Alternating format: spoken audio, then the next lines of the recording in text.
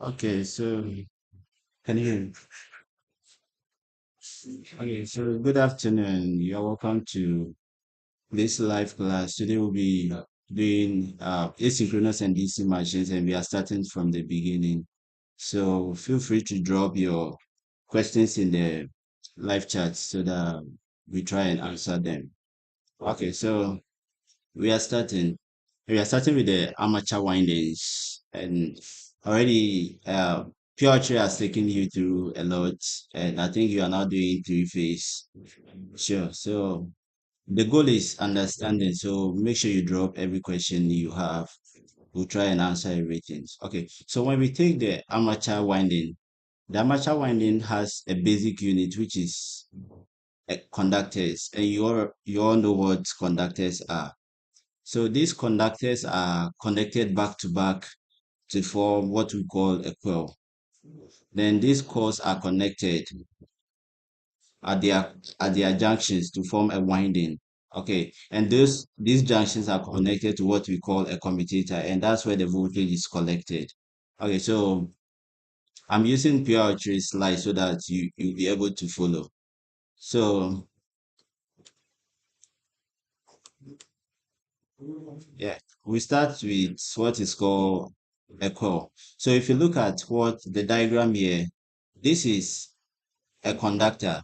This here is a conductor, and this is also what we call a conductor. And these conductors are connected back to back. So this is their connection. This part here is not part of the active length or the conductor itself. Okay. You see C1 here, you see C1 here, you see C1 prime here. Okay.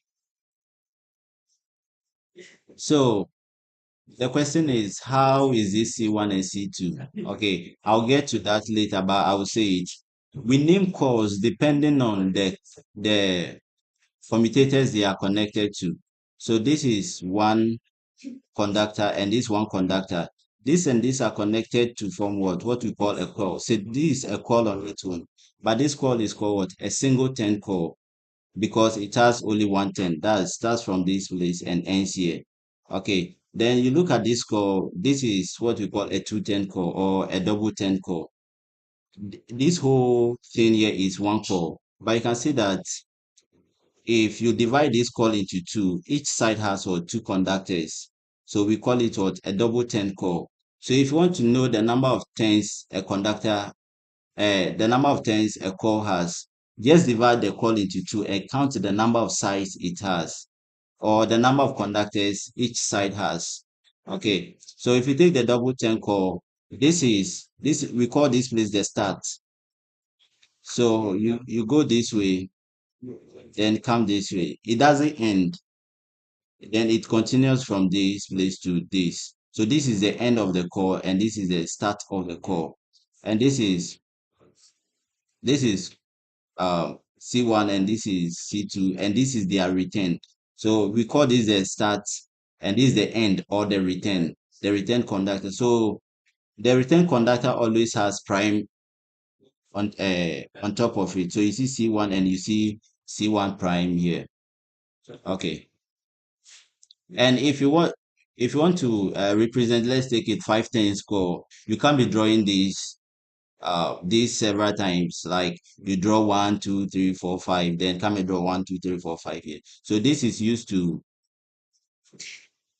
how you represent a multi-10 core. When we say a multi-10 core, it's a core that has okay, I would say in this case, since you can draw a 210 core here, the multi-10 core, that's if you have three or more, you can't be drawing uh, that number of conductors. So you just represent it this way. So this is how to draw a multi-10 core. If you draw this and someone who is also an engineer sees this, the person knows that what this is a multi-10 core.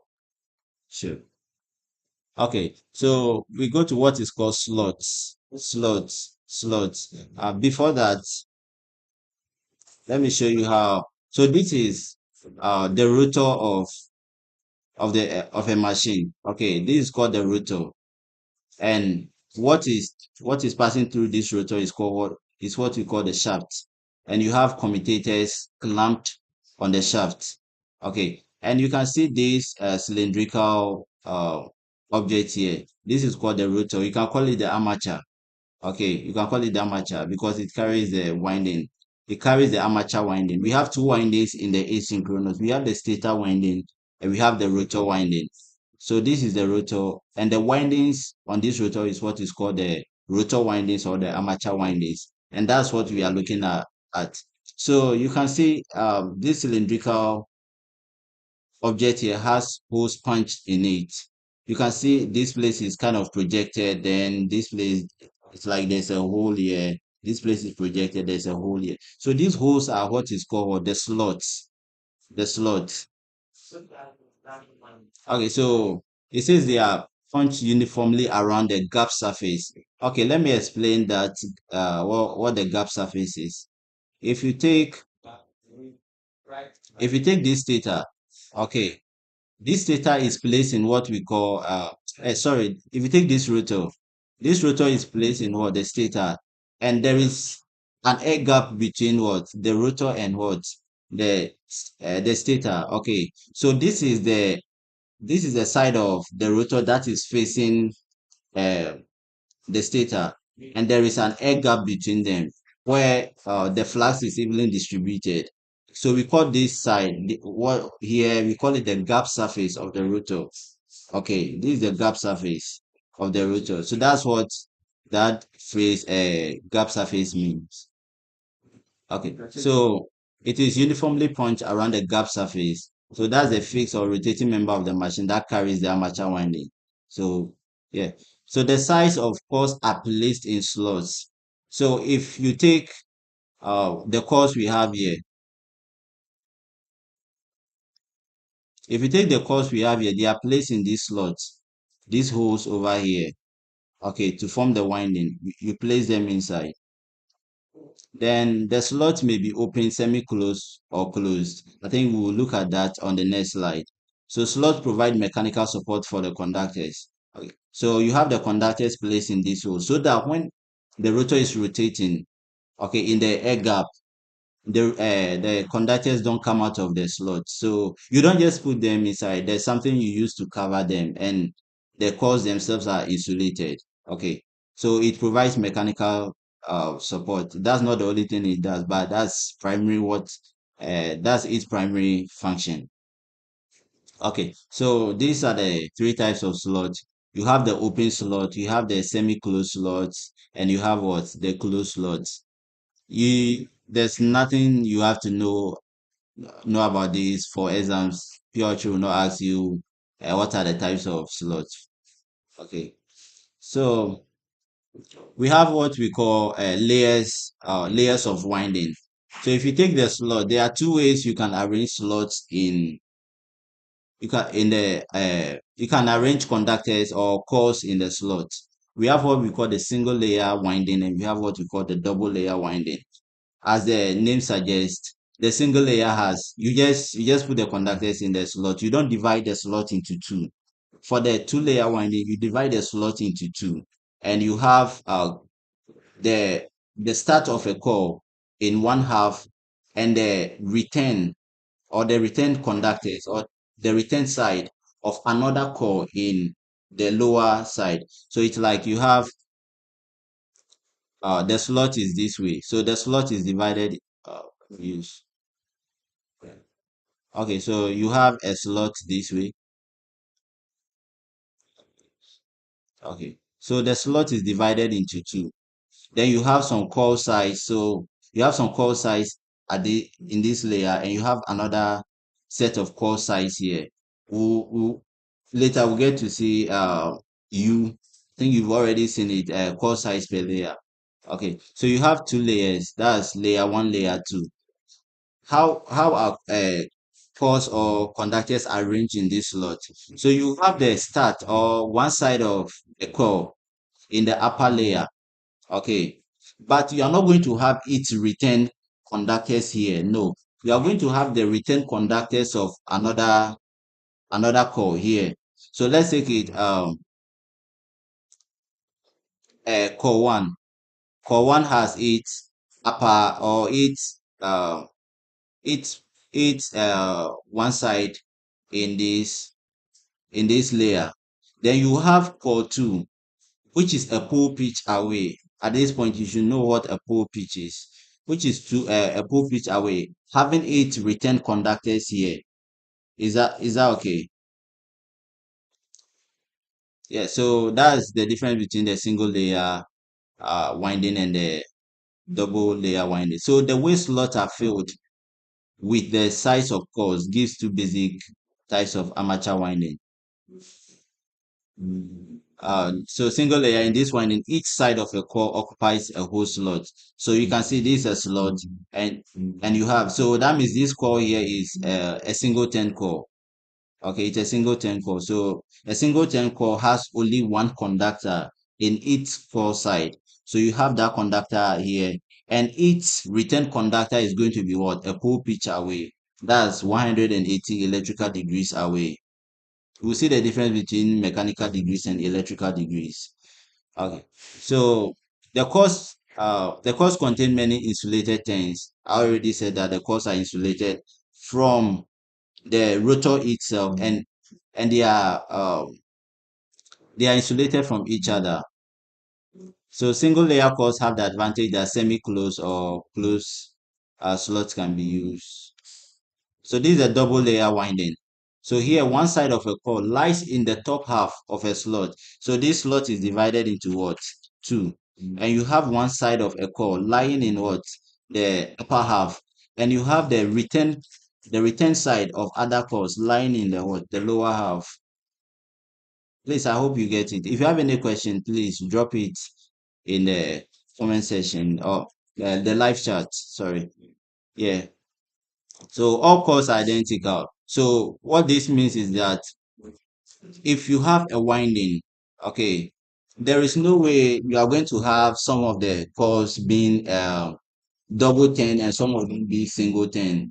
If it's if it is double 10, yeah, all the cores are going to be double 10. If it has three tens, all the cores are going to have what? Three tens. Okay, so there's no way you will say that, okay, um yeah, core one should be five tens, so core two should be six tens. No, they are all identical.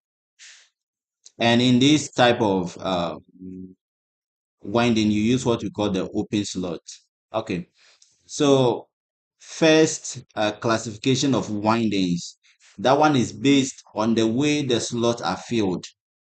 Okay, get the difference, because we are going to look at another type of winding, which is the lap winding and what?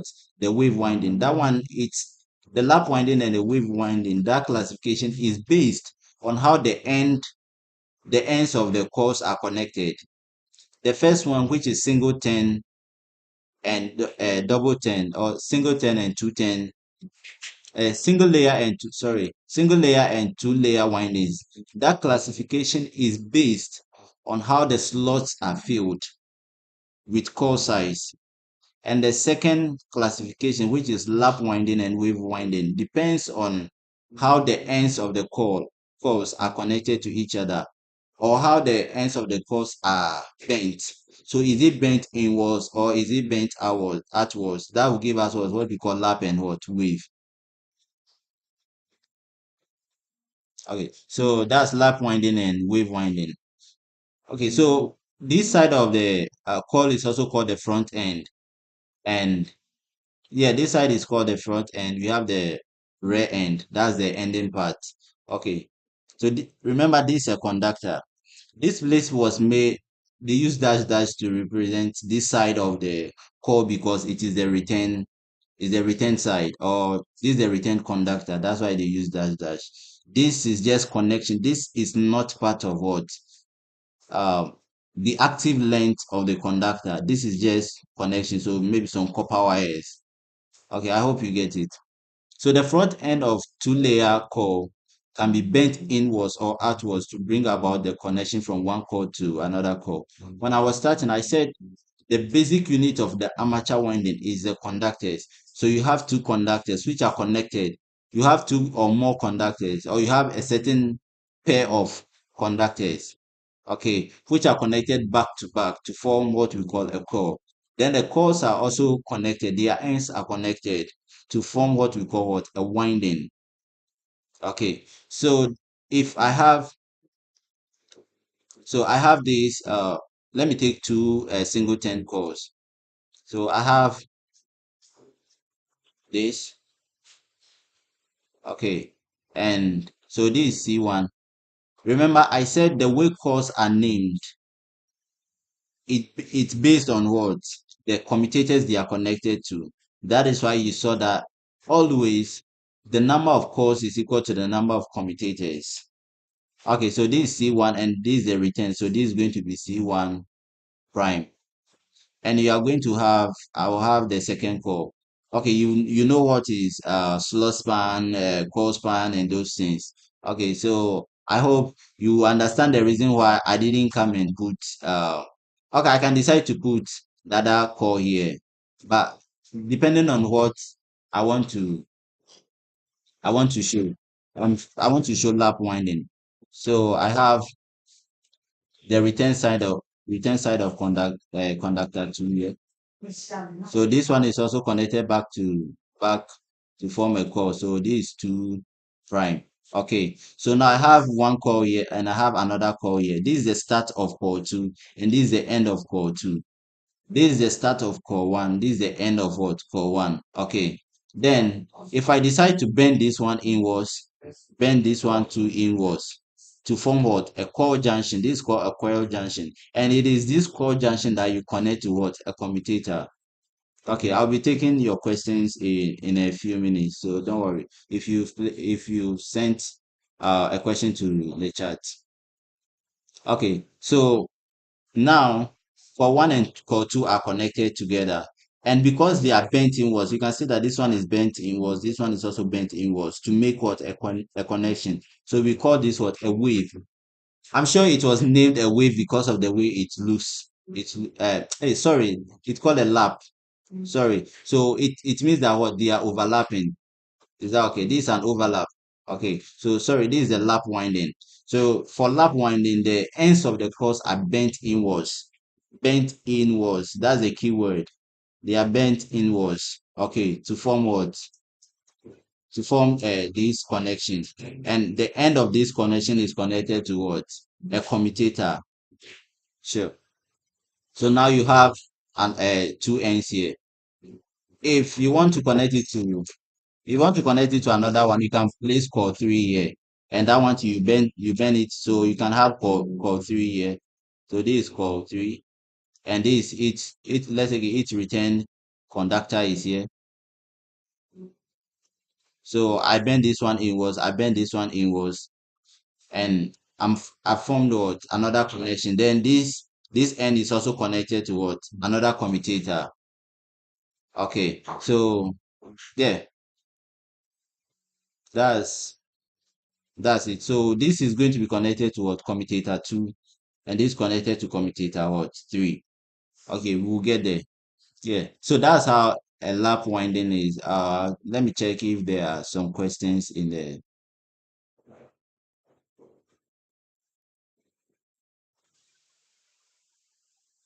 Yeah. Okay, it seems like there are no questions, so I will continue. Okay, so now let's look at how the wave winding is. So with the wave winding, you have one, uh, you have core 1. So these are the ends. So core 1, then you have its return for 1 prime. Then you have core 2. Okay. So later we'll see where to place each conductor. That's when we are calculating the pitches, the back pitch and whatever they call them. Yeah. So this is core 2, then core 2 prime. Okay. So to make this connection a wave connection, you are going to bend this end outwards, bend this one to what? Outwards to make what? A connection. So what can you see? It's like what? It looks like a wave, like something like a sine wave or a, yeah, a sine wave. So this looks like what? A wave. Is that okay? So that's, I'm sure that's why they named it a wave winding. I don't see any other reason why they will name it that way. Yeah. So that's it. So that's how you do wave winding. If there's no other question, I'll move on. Okay, so this is it. Then one thing, if you make this connection or in the amateur winding connections, okay, it's connected such that the the first side of or the beginning of core one and the end of core one, they are always going to be what occupy the opposite magnetic position most of the time. So it's like you have core one, so core one, this is it, the beginning, and this was the return. Okay, for most of the time underlined for like 90% of the time or 95% of the time, when this side of core one is under a north pole, this is going to be under what, a south pole. Okay, then the question is, why is it made that way?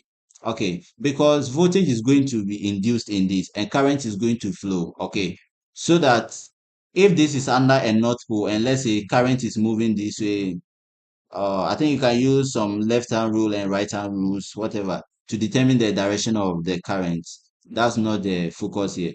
So if this is under a north pole, let's say the current is moving this way. This will be under what? A south pole. Okay. And the current will move this way. So that at the end of the day, they don't meet here and cancel out. Because let's say this amateur winding is in what? A generator. You want to generate what? You want to generate power, and if you don't connect them well, okay, if you don't connect them well, you will end up what, generating nothing. So that's how it is made, so that if this is under a north pole, this is under a south pole, if whenever this is under a north pole, this will be what, under a south pole. I hope it makes sense. Yeah, so that's why you have this. So this is a commutator segment. So this is first side of core one. Yeah, this is core one, this is the return side. Or you can say, for a double turned core, you can even say that there are two single turns core connected together. Yeah, you can have it that way. Okay. So this core one, first side of core one, this is the first side of core two. They are what, connected, they are connected back to back, and this one, it is bent in. So this is a lap winding. This is a lap winding, and it's connected to what, a certain commutator. Their junction is connected to a certain commutator. And so you can see that this is under a north pole. The poles are arranged such that they alternate each other. So you have a north pole. You can't have two north poles together. So you have a north pole. The next one is what? A south pole. The next one is a north pole. The next one is what? A south pole. Yeah. So that's how it is arranged. And this is what? A wave winding. So I'm sure somebody is thinking, okay, so you've connected this end to this commutator. What happens to these commutators? Yeah, we will see that when we calculate the commutator pitch and those things. For wave winding, for lap winding, you just go around the rotor or the armature once. But for lap winding, because of the way it is arranged, you don't go around it once. You don't do the winding once, or you don't go one revolution and you are done with the winding. You have to go what, the commutator pitch times. So that's YC times. We'll look at what YC, even though I know you've already done that. Okay, let's look at some terminologies. So common winding terms and symbols. Okay, you're an engineer. So if you go for an internship and they say a pole pitch, it's not now that you are going to pull your phone and you are searching for a pole pitch. You should know what a pole pitch is. Okay, so when we say a pole pitch is just 180 electrical degrees, electrical underlined, electrical degrees. There's a difference between mechanical degrees and what? Electrical degrees. Okay, so a pole pitch is what? 180 electrical degrees, and it corresponds to the distance between the centers of what? Two adjacent poles. So if I have a pole here let's take it, I have a pole here and I have another pole here. Okay, the distance from the center of this pole to the center of this pole, it's called what? A lap one, a pole pitch, sorry. The distance from the center here to the center here is called what? A pole pitch, and it is 180 electrical degrees. I'm sure somebody is looking at it and said, for the distance from, or the angle between this and this should be 90 degrees. No, it is not 90 degrees. It is what? Okay, it is 90 degrees mechanical, but in electrical, it is what? 180 degrees. If I put another pole here, okay, from this, from the center of this pole to the center of this pole is still what? 180 electrical degrees. But you may think, okay, somebody will say that, but this should be around 45 degrees. No, this 180. It may be 45 mechanical degrees, but it is what? 180 degrees. Okay, so don't just look at how these ones are arranged and say that, okay, yeah, if you take a circle, the total angle in a circle is 360. Yeah, so you start dividing and things. No, that's not electrical degrees. Okay, so the symbol used to represent a pole pitch is what we call the symbol of tau. Okay, that's what. So if you see tau in asynchronous, it means what? A pole pitch. Okay. Then we have a conductor. The conductor is the active length of wire or strip or a bar in the slot. So if you take the slot,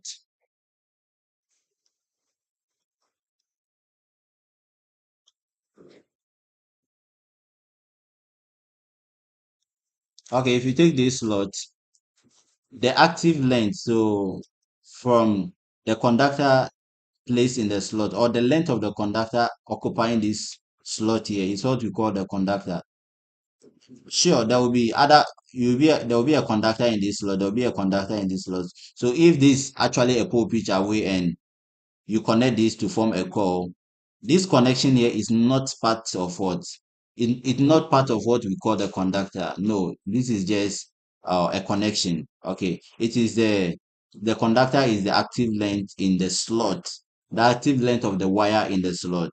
So that's a conductor.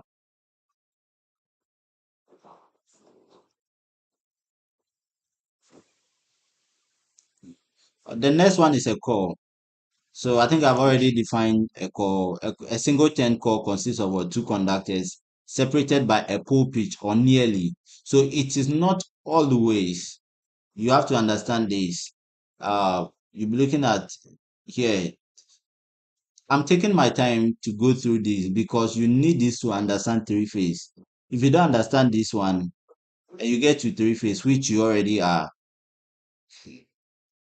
you will not get it easy. Okay, so understand the basics. This is the basis of what? The three phase. So if you take a single 10 core, it has two conductors or connected back to back. Okay, that's a single 10 core. And they are, if they are arranged in the slots or in the arrangement, they are separated by what? A pole pitch or nearly a pole pitch. Okay, and in a multi 10 core, many conductors occupying virtually the same what? Magnetic position are included before the ends of the cores are brought out. Okay, so what we mean by magnetic position, if I have a slot, let's take a double layer slot. Let's say this is a core side, this is a core side, and this is what? A core side. Okay, maybe the return of other core sides are here, or the return of other core is here. So this core, this place, okay, this is occupying what? The same magnetic position. During rotation in the what? In the magnetic flux, this and this are always going to occupy what? The same magnetic position. Okay, so that's what that means. So they occupy the same what? Magnetic position. Okay. Um yeah. So if you want to represent total number of what? Cores, you use the symbol C, capital C. Then core side is just one half of of the total core. So if a core has let's take it 10 conductors, the core side is going to have what, five conductors. So the core side is just half of the core, as simple as that. Okay, then we are now at what is called a back pitch or core pitch or core span. You are going to use this a lot. You are going to use this a lot. So get it now and you'll be free. So a back pitch or a core pitch or a core span is just the span of a core. Okay, what does that mean? Okay, so if I have uh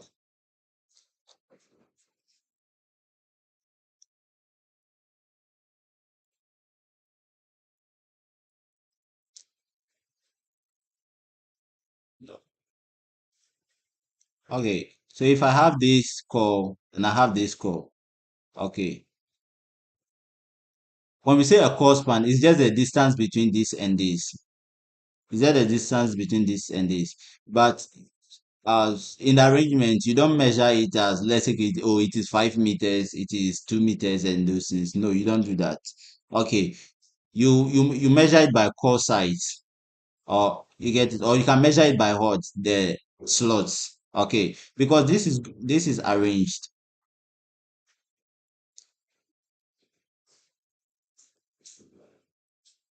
Okay, so let me come back to this.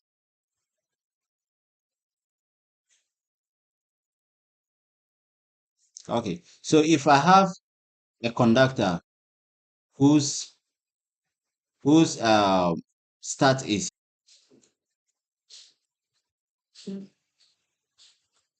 okay. Okay, so the distance between this and this is what we call what, the core span or the back pitch or the core pitch. And in doing this, you can use the teeth. Okay, you can count the teeth. So you have one teeth and two teeth. This is the first teeth and the second teeth. That's the distance between what, that's the distance between the beginning of what, core one, and the return of what, core one. Or you can use slots. In using the slot, you can see that let's say okay, this is slot, that is this slot one. This will be what, slot two, and this will be what, slot three. Okay, when you are counting it, where the conductor is placed, you count that as half. So you can't call slot one as what, half. Then this one, because the conductors in for one are not placed in this slot, it's like it virtually, let me say that it's kind of an empty slot, so you count it as what, one full slot. So that would be what, so this half, then one and half. Then because the return is in this, the return of core one is in this slot, you count it as what, half. So at the end of the day, the core span is what, the core span is what, two slots, or you can say what, two teeth. Okay, because this a tooth, and this another one, so you have what, two teeth. Or you can use angles. That's if you know the angle occupied by a slot. Okay, if you know the angle occupied by a slot, or you know the angle occupied by a teeth, okay, you can do that. But most of the time, you use slots. You use slots a lot. Yeah. So that's what we call what, a core pitch or a back pitch. So it is the span of a core. It is measured in what, core size, sometimes as a fraction of what, the full pitch. What this means is you don't always. So ideally, the distance between this core side and the return side, ideally is supposed to be 180 electrical degrees. Is that okay? It's supposed to be a pole pitch. So now I'll be using the terms. It's supposed to be what, a pole pitch, but it is not always the case. Okay, because it has advantages if you don't use a pole pitch. So sometimes maybe instead of 180 electrical degrees, like you can move this one a bit forward. Is that okay? So when you do that, we get what we call what? A coded pitch, or yeah, a coded call, whatever. Or you call it a fractional what pitch. It's a fraction of what is it's actually supposed to be. And it's supposed to be 180 degrees. And if it happens that it is 180 degrees, then we call it what? A full pitch call. Then if it is not 180 electrical degrees, we call it what? A chorded pitch, or a fractional what pitch. It's a fraction of what? What it's a fraction of what? A full pitch. I hope you understand. So let me check if someone has a question.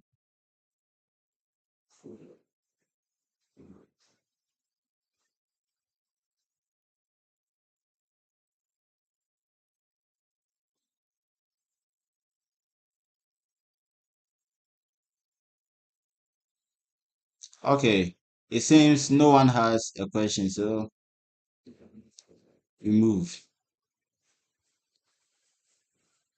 Okay. So there's sometimes as a fraction of the full pitch, or in electrical degrees. The symbol is what? Y subscript what? B. If YB is 180 degrees, the call is called a full pitch. If YB is less than 180 degrees, the call is called a fractional pitch, or a chorded call. Okay, so fractional pitch calls use slightly less copper. Okay, and they also help in improving what? Commutation. So how does it save copper? If my call is here, let's say ideally it's supposed to be a full pitch is from this to this, and I decide to move the return to this place. Okay, you can see that the copper I would have used to connect this and this will be more than what I'll use to connect from this place to this place. Please, I hope you get it. So it helps it helps in saving what? Copper, and it helps with commutation.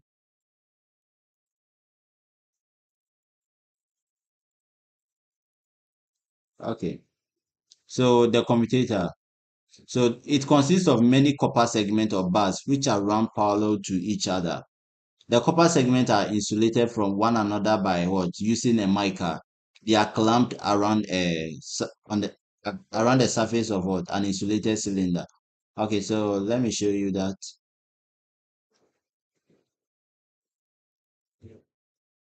Okay, so this is what we call the commutator.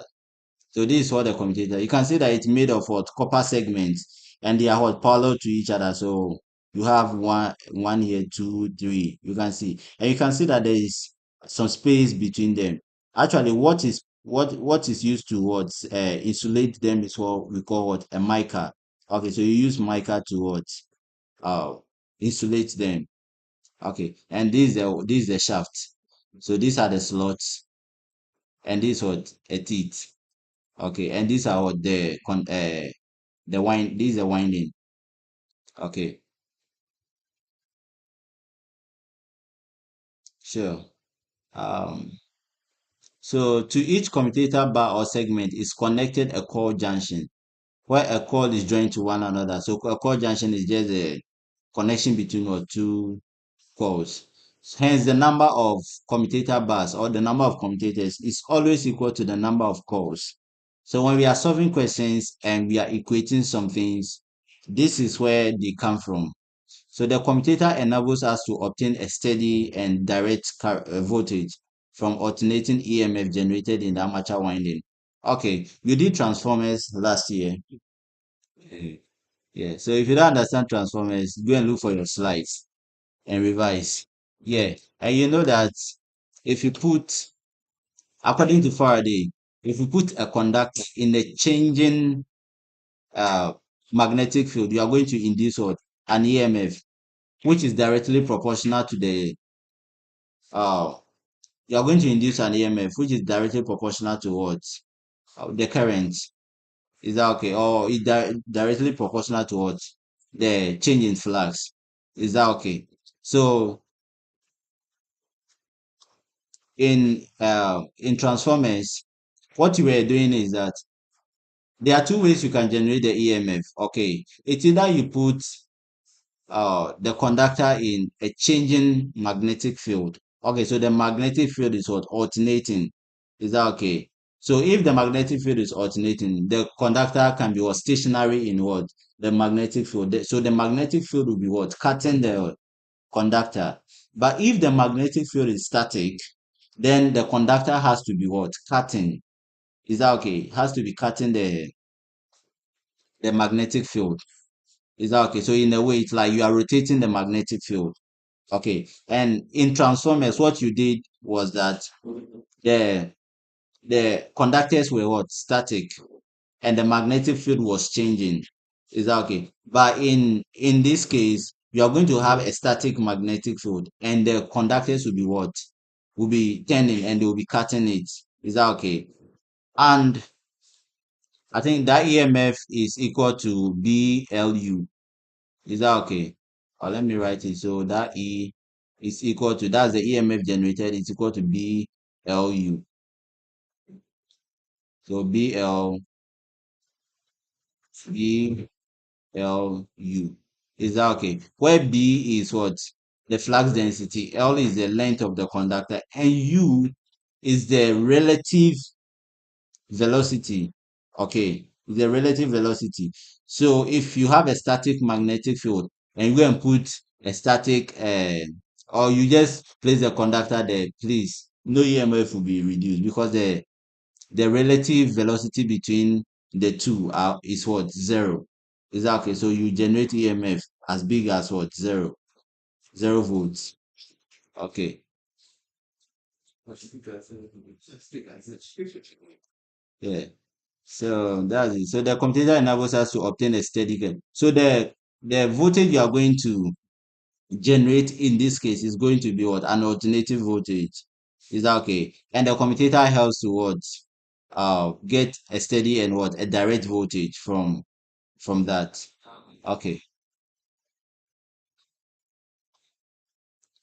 Okay. In type of layer or one two layer cores are employed. Okay.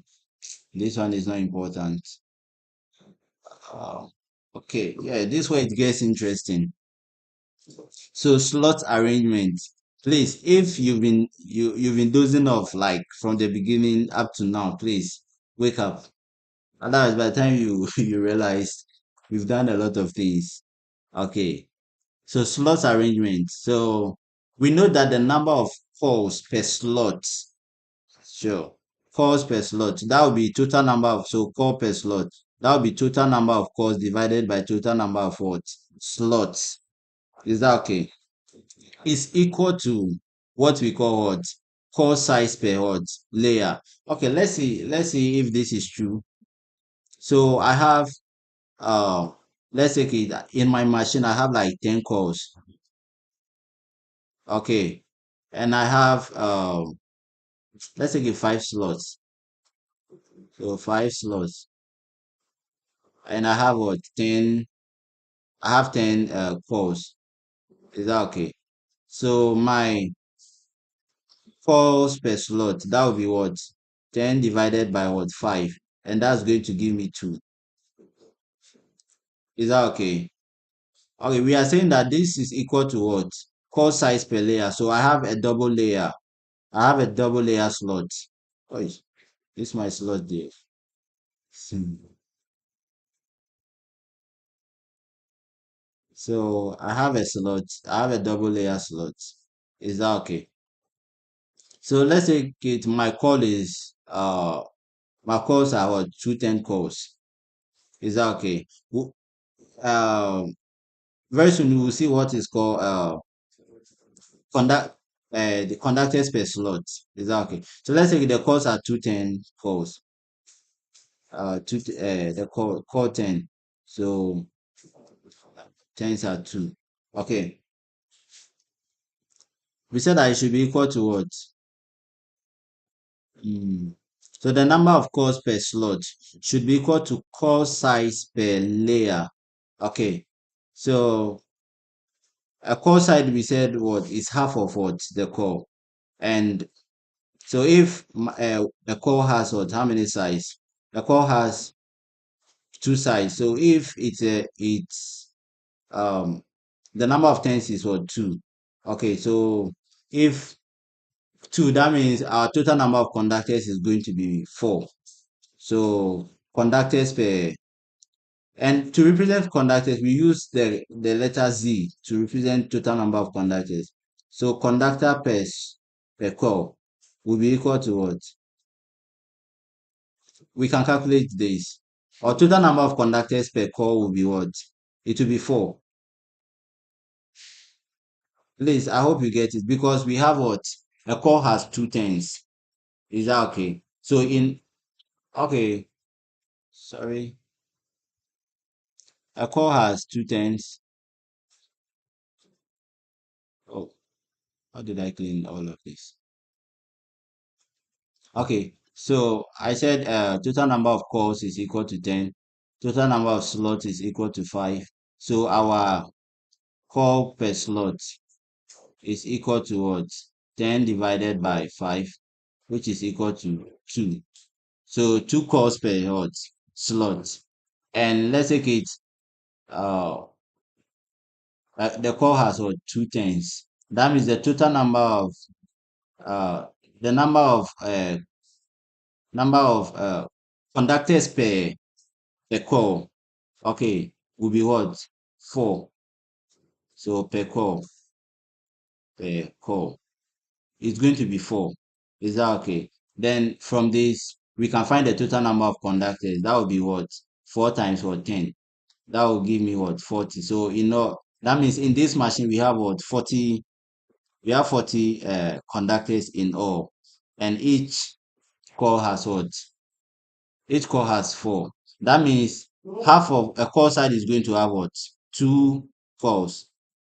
Please, I hope it makes sense, because we said that a core side is half of what the core. So if the entire core is having four conductors, that means a core side. So a core side is going to have what? Two conductors. Sorry, two conductors. Please, I hope you get it. So this is my slot. Let's take it. It's a double layer slot. Okay. So a core side. This is going to be what? A core side. A core side. Okay. Let's take it. A certain core also has its return here. This and this. Now our aim is to verify this. Okay, that the number of cores per what slot should be equal to core size what per layer. Um, core size. Okay, and that core size per layer is giving us what? U. Okay, I want you to get this, because from I think that we are almost at the end of this particular set of slides. From the next one going, we are going to be using this U a lot. Is that okay? So this is my slot. Sure. And this is core side. And we saw that what? So we are going to have this.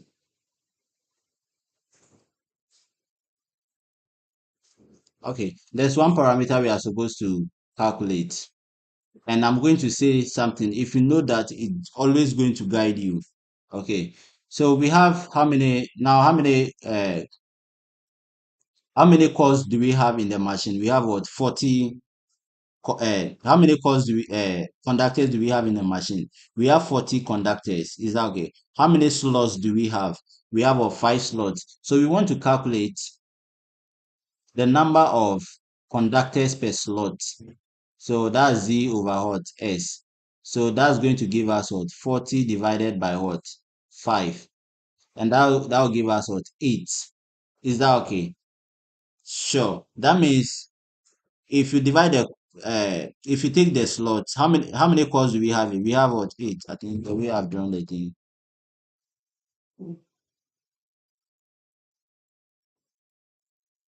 I don't want to clean everything. Okay, sure. So this is it. Okay. So what can you see? This is the total number of, and remember, this value is always going to be an even number. If you forget anything today, don't forget this. Number of conductors per slot is always what? An even number.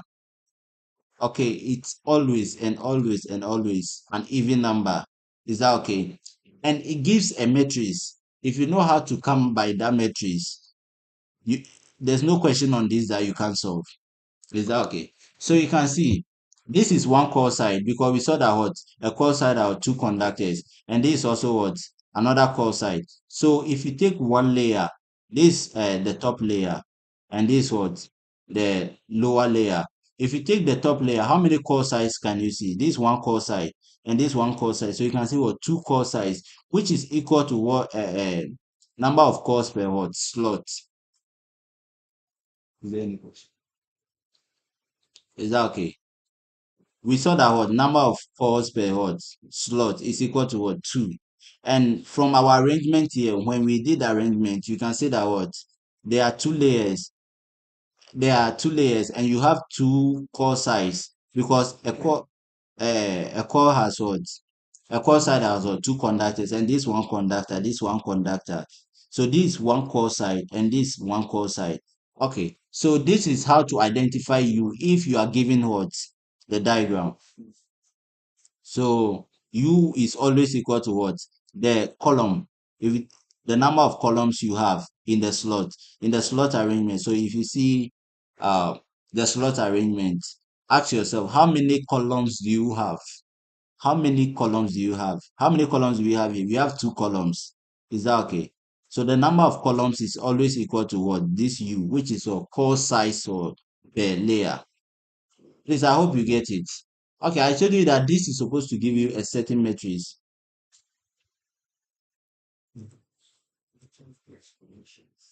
Okay, sure.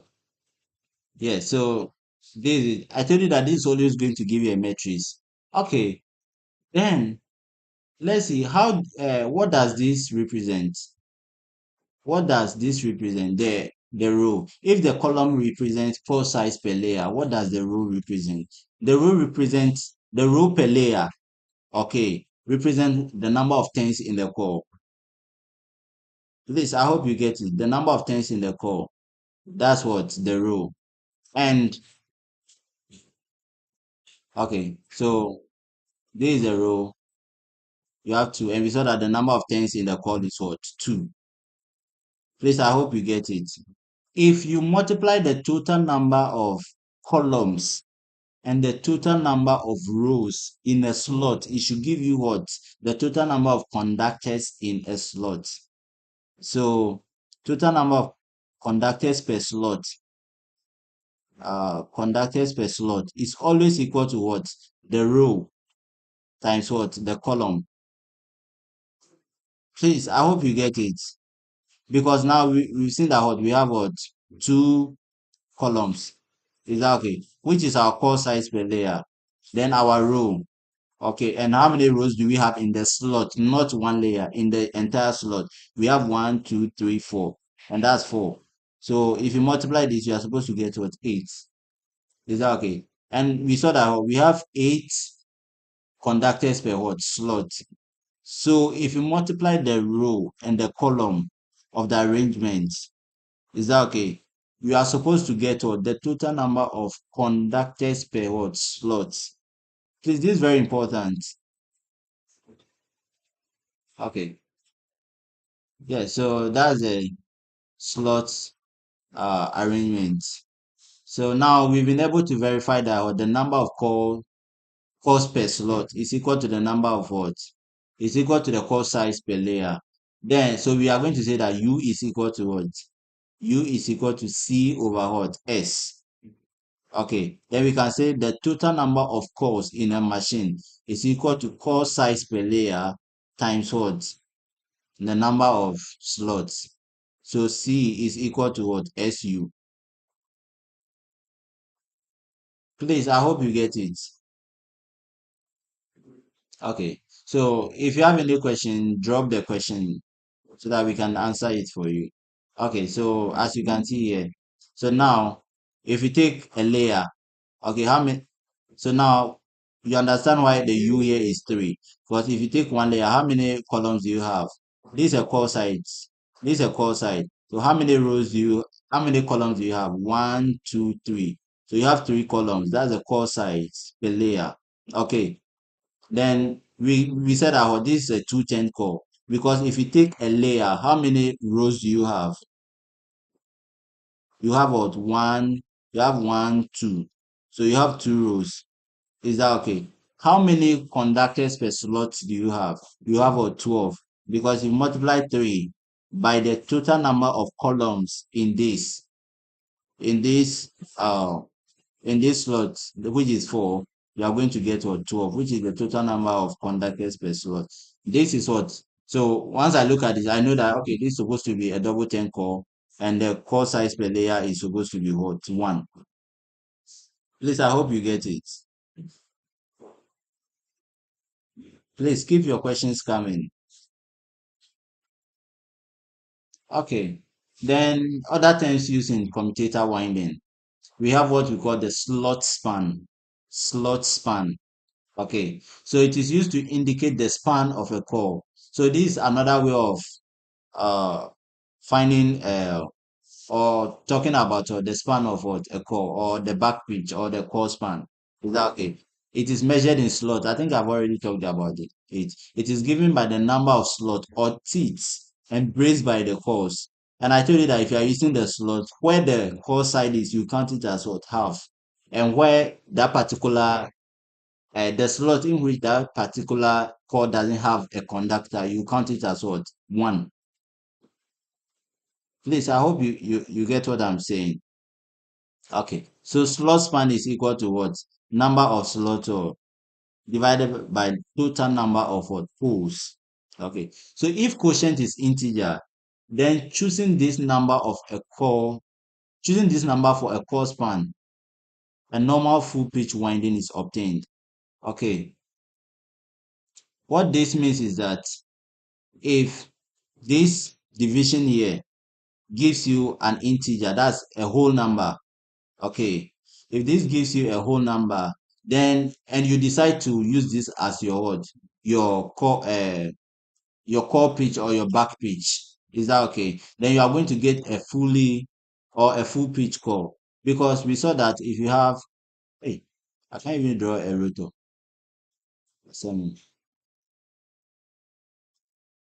So you have this bad boy. Please forgive me. Okay, can't draw a rotor. Okay, so let's take it. Your core span when you found this, let's say it gives you it gave you 2, which is a whole number. So you have and the start of core 1 is here. So let's say core 1, and it happens that so it's 2. So this half 1, 2. So let's say you have the return here. So if you are doing this, you are getting what? 180 electrical degrees, which is for a full pitch. Is that okay? So choosing this value as your call span, is that okay? It's your call span, it's going to give you a full pitch call. Okay. But for special cases, slot span can be taken one slot less to obtain slightly corded winding. I'm sure at this point this should make sense. It means that when instead of putting it here, if I put it somewhere here, I should get a corded pitch. Please, I hope you get it. Because what? I got this to be 2 and now I'm using what? 1. So it's what? It's corded or it's a fractional what? Winding. So if quotient is not an integer, please, this particular side, this is the most important point. This particular slide. This is the most important thing you are supposed to note here. If quotient is not an integer, then the nearest integer lower than s divided by 2p is taken. So if you calculate your slot span and it gives you a decimal, is that okay? It gives you a double, whatever. it gives you a number which is not a whole number. You are supposed to take what? And the nearest integer which is lower than this. So the nearest lower integer. When we are solving questions and I take something less, please understand, because this is where it's coming from. That's why I'm taking my time to go through this. If the quotient is not an integer, then the nearest integer lower than s divided by 2p is taken. Okay. Some few minutes ago, we saw that what c is equal to what? Su, right? So if I want to find, if I know, let's derive something here. Okay, if I divide this by total number of poles, and I divide this by total number of poles, what do I get here? I get what? The core span. Is that okay? And this should be equal to what?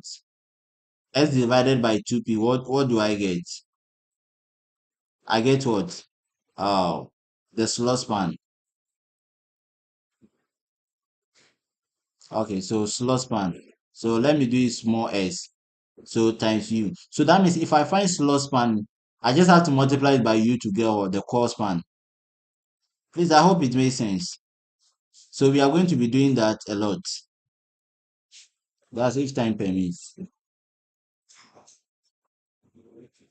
Please, so far I've not gotten any question. Please keep your questions coming. So in actual machines, slot span lies between 10 to 15 slots, and it is slightly less than what? S over 2p. That means in actual machines, they are mostly what? Fractional pitch, or they are coded pitch most of the time, because we said what? It improves what? Commutation, and it saves copper. Copper is expensive. Okay, it's expensive.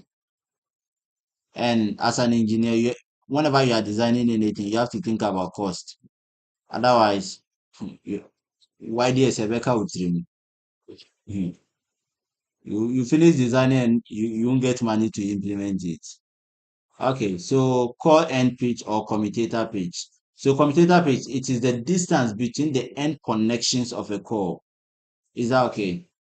That's commutator pitch. It is the distance between the end connections of a core. And it is measured in commutator segment or bars between two legs of what? A commutator. I think, I'll get, yeah,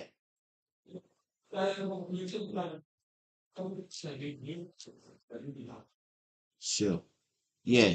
So you can see, you can see the commutator, you can see commutator pitch here.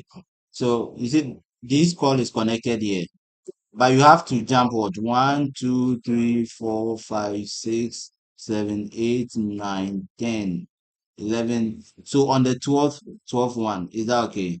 So you can see.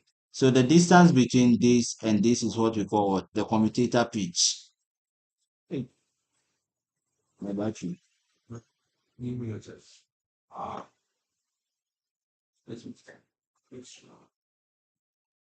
Okay, so that's what we call what? The commutator pitch.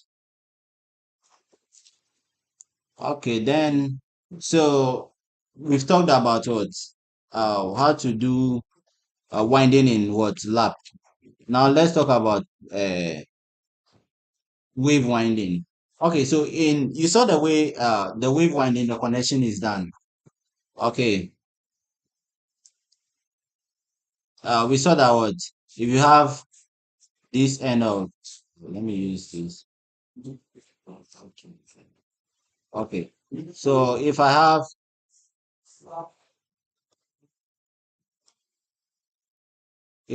this, I have this, and this each return. So this is core one, this is core one, this is core one prime, and this core two, the start of core two, and each end is here. So core two and core two prime. I bend it for wave winding, you bend it what? You bend it outward. Okay, then I have what? Then this one to I'll connect. Let's say I have core three here, and each return is here. Okay, I bend this one outside.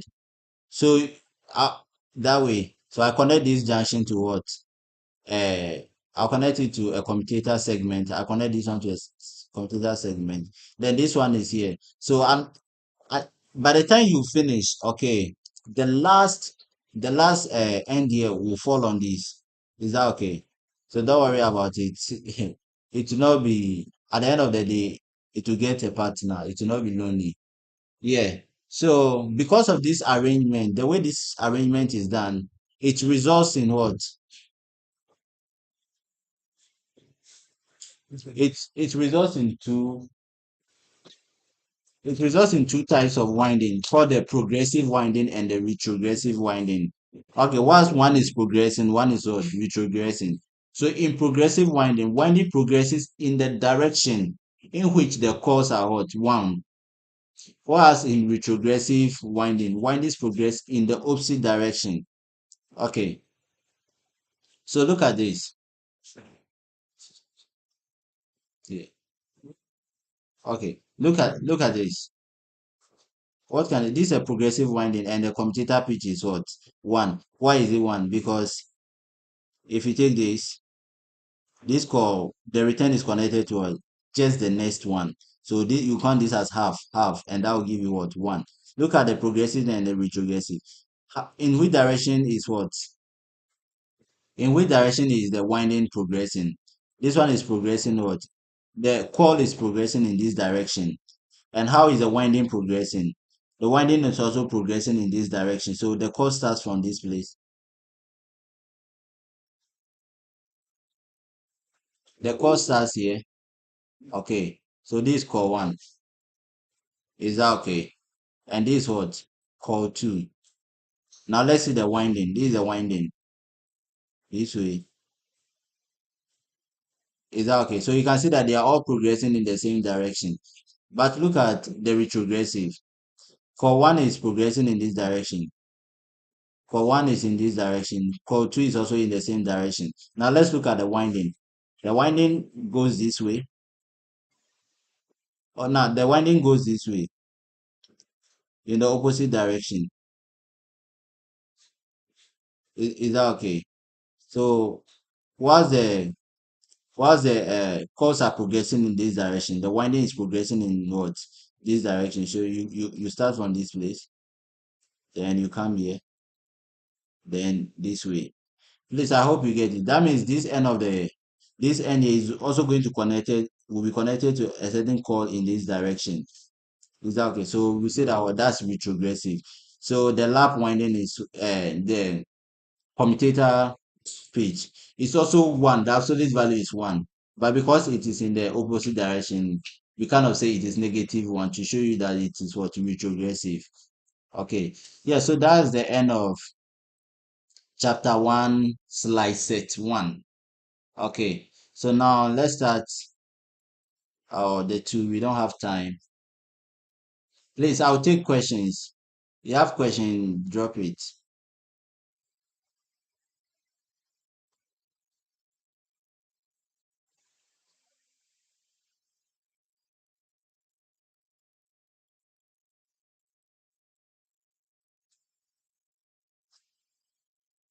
Okay. Please, any question?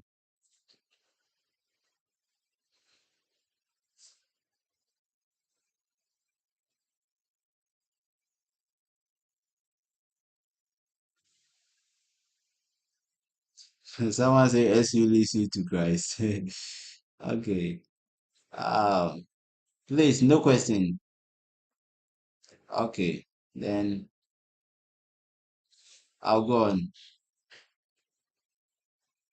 So, yeah, this carry diagram is very simple. Okay.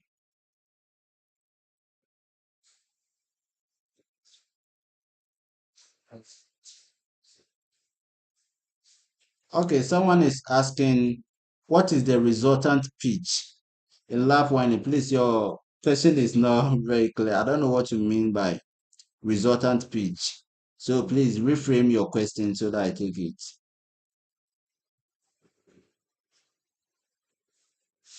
Okay, so whilst we wait for his question, I will be explaining this. Okay, so look at this. Look at this diagram. It's very nice, right?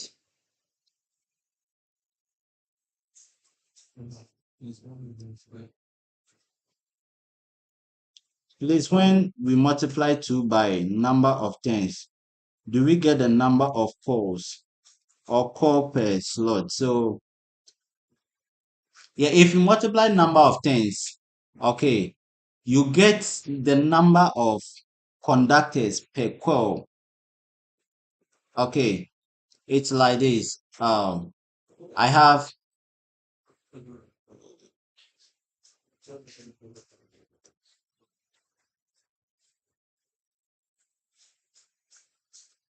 okay. So if I have a core, let's take it this way. Is that okay? Back to back. What's the core? The number of tens. The number of tens is equal to what? The number of tens is equal to 1. So if I multiply this number of tens by 2, I get the total number of what? Conductors per core.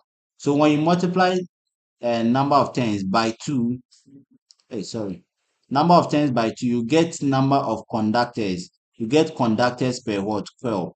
Please, I hope your question is answered. When you multiply number of tens by 2, you get number of conductors per what? 12. Is that okay? Please, if your question is not answered, let me know. Okay, so we move. Yeah. So this is a machine. This is a winding in a certain machine. You can see that it's very nice. Okay. Uh who can tell me what uh the number of conductors per okay, I think the answers are already here. So, yeah, the answers are already here. So how many slots can you see? There are how many slots? So this, I'll call this slot 1. Okay. So you can see that there are 8 slots. 1, 2, 3, 4, 5, 6, 7, 8. There are 8 slots. So number of 8 slots is what? Equal to 8. Okay. Who can tell me? I'm still asking. So what's the you can see that this winding it what it has a single 10 coils, because if you take this coil, okay, this is the start.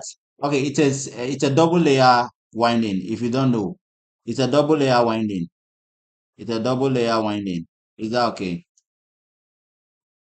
Okay, so it's a double layer winding, and you can see that what how many number of tens does a core have? It has what? It has only one 10, so it's a single 10 core. So let's go around this, identifying the slots and their return. So you can see that what's uh the core span? The core span is 2. Let's see if this is true. Let me get some color that you can really see. Okay, so this is the upper side. Okay, or the start of core 1, or yeah, core 1.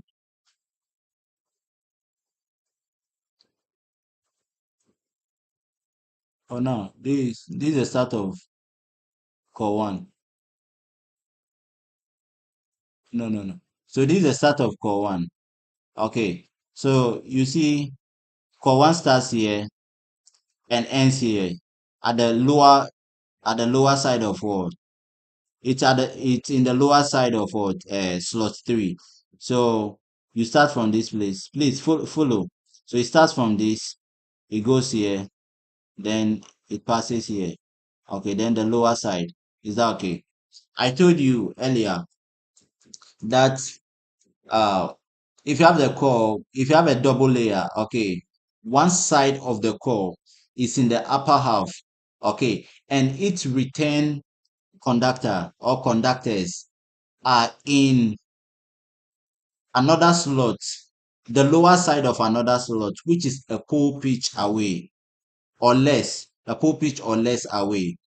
Okay. So you have the upper side, you have the start of core 1 in the upper side of what? Slot 1. Is that okay? And its return is in the lower side, okay, of slot what? Slot 2. Please, can you see it? So now let's see why the core span is what? Why the core span is 2. We can use number of teeth. If we use number of teeth, how many teeth are embraced by core 1? You can see you have 1, 2. Is that okay? If you want to use number of slots, you count, because core 1 is in this slot, you count it as what? Half. So I have half. Because it is not here, we count it as what? 1. So half, 1 and half. Because it is here, we count this one too as what? Half. So it's going to be half, 1 and half, 2. Please, I hope I'm making sense.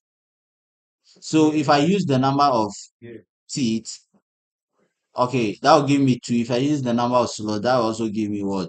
2. Is that okay? So core 1 starts here and ends here. Core 2 starts here. Okay. Core 2 starts here. You can see that core 1, we are calling it core 1. I said the name given to a core depends on what? The commutator it is connected to. So we are calling this core 1 because the end or the start of core 1 is connected to what? Commutator what? 1. Please, I hope I'm making sense. This is the start of core 1. It's connected to commutator 1. And the start of what? Core 2 is connected to commutator 2. The start of core 3 is connected to commutator 3. So this is the start of core 3.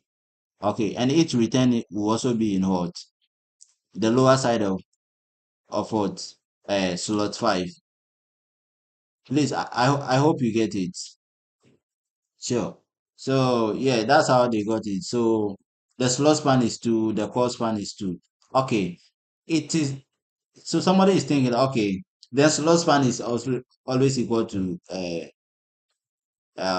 slot span is equal to how do we call it? The core span.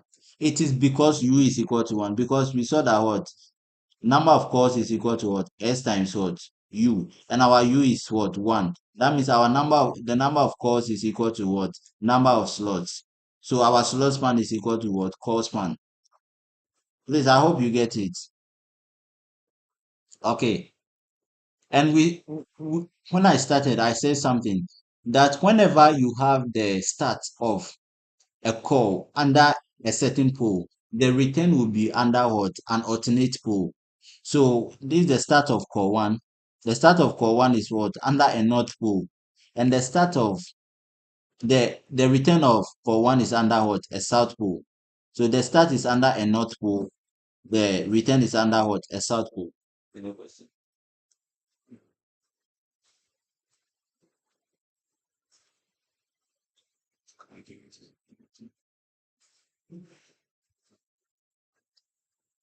Yeah. So yeah, so that's it. And our commutator pitch, you can see the commutator pitch is what? What's our commutator pitch? It is +1. Okay, because it is progressive. Okay, so let's see. Hmm.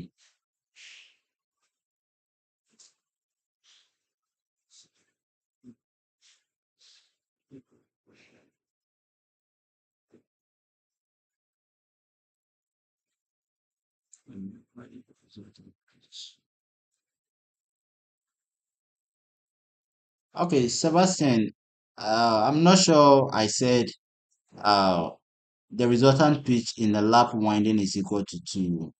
I don't remember saying that. Okay, and I don't think there's anything like resultant pitch. Is that okay? We have core pitch, commutator pitch, but there's nothing like resultant pitch because you don't add pitches and say that okay, this is a negative pitch, positive pitch, like okay. So I don't remember talking about resultant pitch. Okay, so I hope your question is answered. Okay.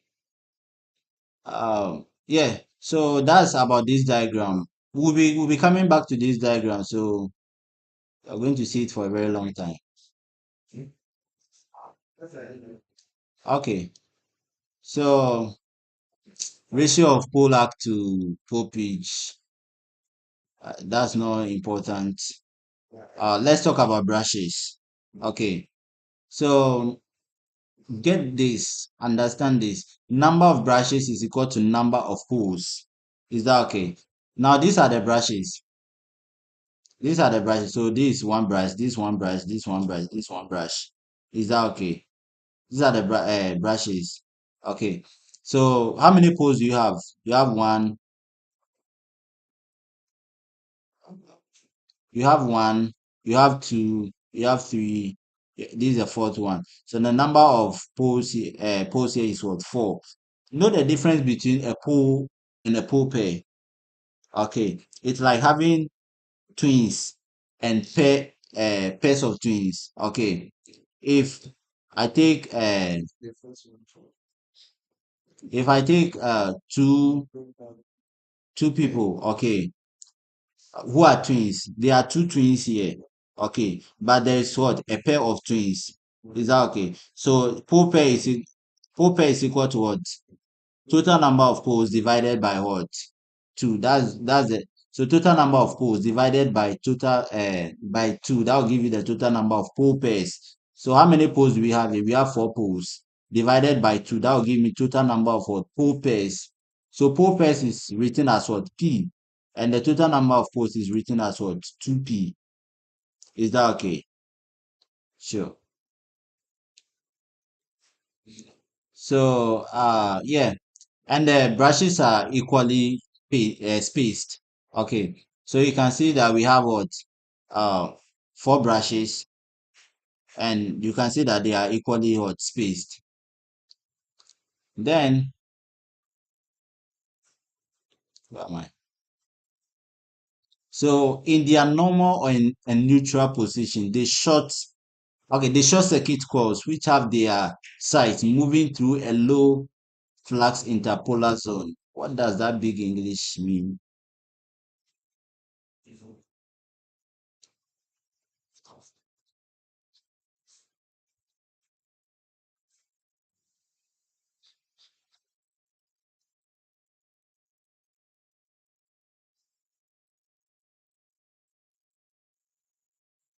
Okay, so this is what we are saying.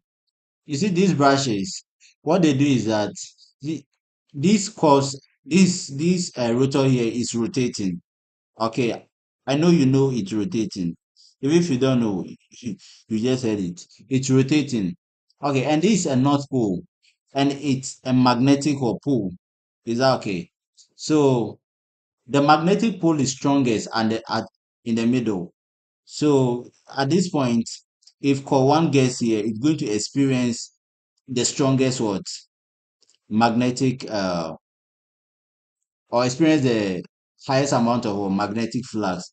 Then as it is moving away from the center of the pole, the magnetic field intensity will be what? Reducing. Is that okay? Even at this point, it will be experiencing what? It will be experiencing the magnetic field intensity of what? This north pole. I remember the south pole too. At this point, you still experience that of what? The south pole. Okay, then as you are moving and you are coming, Chairman is coming from this side. So as you are coming, the magnetic field intensity is what? Reducing.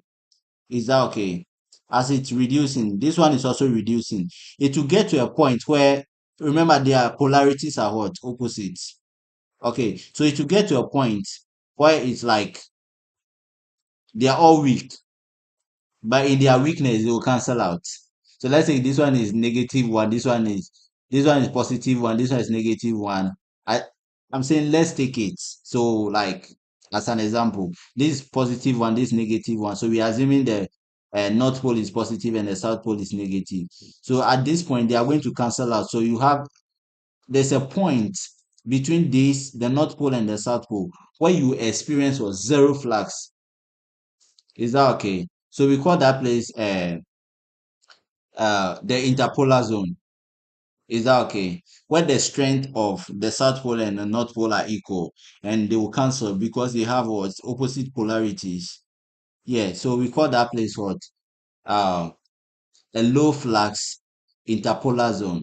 Okay, so what the brushes does is that when it gets to when the coil or the conductor gets to that place, it's going to short circuit it. Is that okay? Let's look at something. By the time coil one will get to, okay, um can you see that coil one and which coil? Coil one and coil five will always occupy the same magnetic position, because whenever coil one is at the start of the north pole, coil five will also be at the start of what? The north pole. I hope you can see it, because we are going to use that when we start doing equalizers and things. Okay, so this diagram is very important. It wasn't by mistake that they placed it there. Okay, so what the brushes does, or what the brushes do, is that they are going to short circuit. They are going to short circuit. How do we call it? They are going to short circuit the coils that will be in the low flux interpolar zone. Okay, that's what they do. Okay, then we have what we call the parallel parts. Parallel parts. Please, and you have to understand. You have to. It's not an option. You have to understand. Okay. So number of parallel parts is equal to the number of poles. That's for lap winding. I will say it again. For lap winding, the number of parallel parts is equal to what? Number of poles. So for lap winding, for lap, number of what?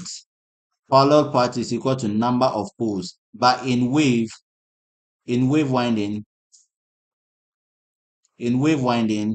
the number of parallel parts is always equal to 2 for wave. But for lap, distance, number of parallel parts is equal to number of poles. This thing I'm saying here, you will need it when you are calculating the EMF induced.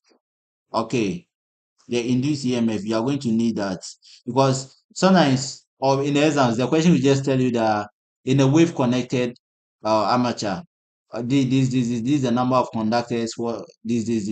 They will not give you the number of poles. They will not give you the number of parallel parts, but you in the formula, that A in the formula is the total number of what? Parallel parts. And we will see why you need that parameter in that formula. Is that okay? Sure. So in finding EMF induced, the total EMF induced, you are going to need a number of parallel parts. And the question will just tell you, oh, in a four-pole machine, okay, in a four-pole lap connected uh, machine, is that okay? Already, they've given you the number of what? Parallel parts. That will be what? 4. Because in lap winding, the number of parallel parts is equal to the number of poles.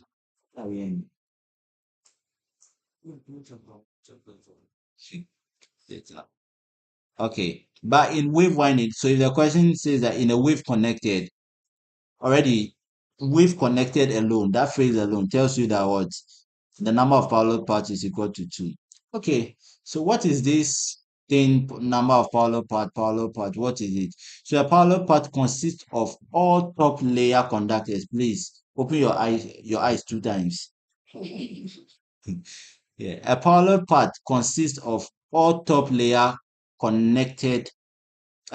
Sorry, a parallel part. You see how I'm suffering.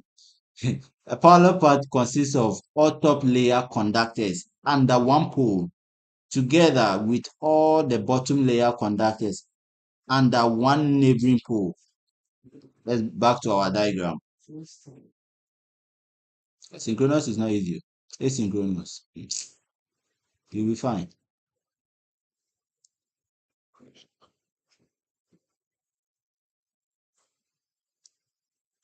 Okay.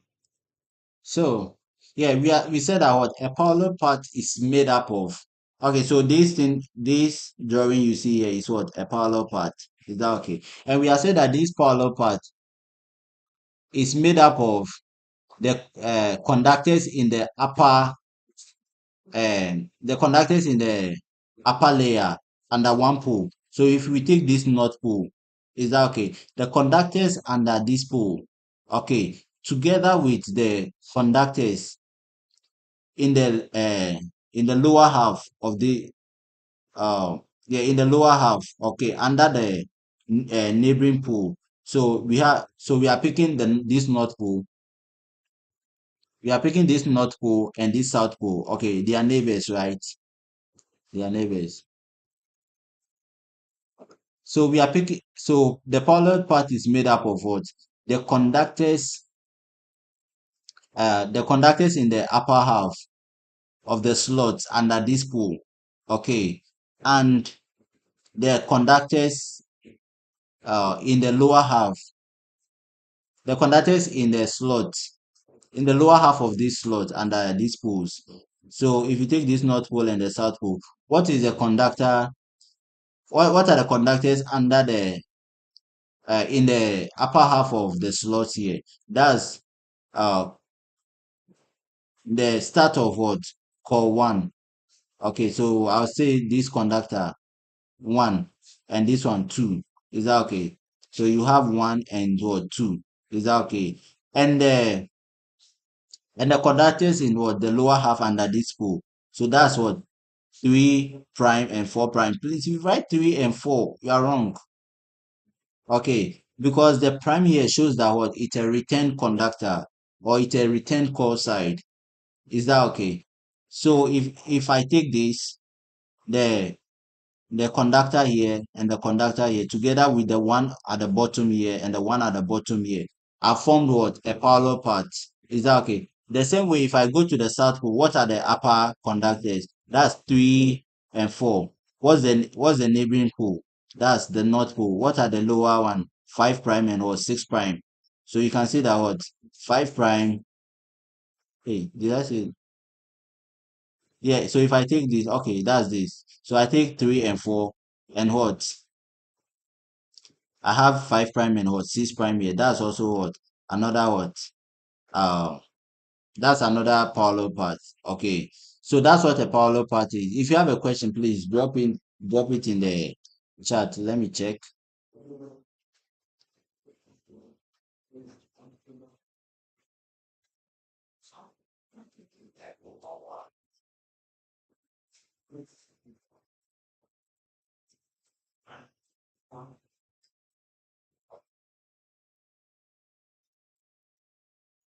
Any question? Okay, it seems like you all understand. You say electrical the more yeah. Sure. Yeah, so now I'm sure you can, if you take this diagram here, you can identify parallel paths. Okay, let's move. So that's a parallel path. Then the total resulting EMF induced between brushes is not completely constant. Okay, so in applied electricity, if I have a resistor here, wait, this looks nice. Another resistor here, another resistor here, another resistor here. Is that okay? Okay. So what is my to find my uh the voltage across these resistors? It's going to be what V1 plus what V2 plus what V3 plus V4. Okay. The question is why are they connected this way? Is that okay? So with a parallel path, if you take the conductors that form a parallel path, they are connected what in series in that path. Is that okay? So if you take 1, 2, 3 prime, 4 prime, they are connected in what? They are connected in series. Actually, I don't know if you can see this. Let's do something to make life easier. Um, okay, let's look at this. You can see that actually they are actually in series, not just in the diagram, they are actually in series. Look at core one. Core one starts from this place. Okay. So core one starts from this place. Is that okay? Then this it return. The return is what 3 prime. So core one This core 1, this each return 3 prime. The return is what 3 prime. So actually this is what core 1 and what this C1 prime. Please, I hope I'm making sense. This C1 prime, and you can see that they are connected what in series here. Okay, then it is brought to what this commutator, and that's where core 2 also starts from. Core 2 and the return of core 1 are connected together in series. So it also starts from this place. And what yeah, it starts from this place up to what 4. Is that okay? So 4, and it passes the lower part of 4. So you can see that what they are actually in series. Then you just go, and that's will come to what core 3. You can see that at the return of core 2, which is in slot 4, the lower part of slot 4, that's where core 3 also starts from. So at the end of the day, you are just having what? So the so 4 prime is in series with what 3, which is in series with what 5 prime, which is in series with what 4. Is that okay? Then it goes that way. Is that okay? But we are saying that what this is forming a parallel path because we are collecting EMF from this place. Is that okay? And the EMF, the total EMF in this parallel part is going to be what? The EMF induced in what? This core, and the EMF induced in this core. Okay, it is made that way such that the currents do not cancel out. Is that okay? Because they are in series, let's say I have a machine that's I want to generate like uh 5 kV. Is that okay? 5 kilovolts. Okay. One conductor can't generate that. It can't. Exactly. So you have to put a certain number of conductors in series to be able to generate that. Let's say I have 50, I have 5 conductors. That means one should be able to generate about what? 1 kilovolt. But I'm not saying that that's what they generate. Okay. I'm just citing an example. Is that okay? Yeah, so this parallel part and this a parallel part.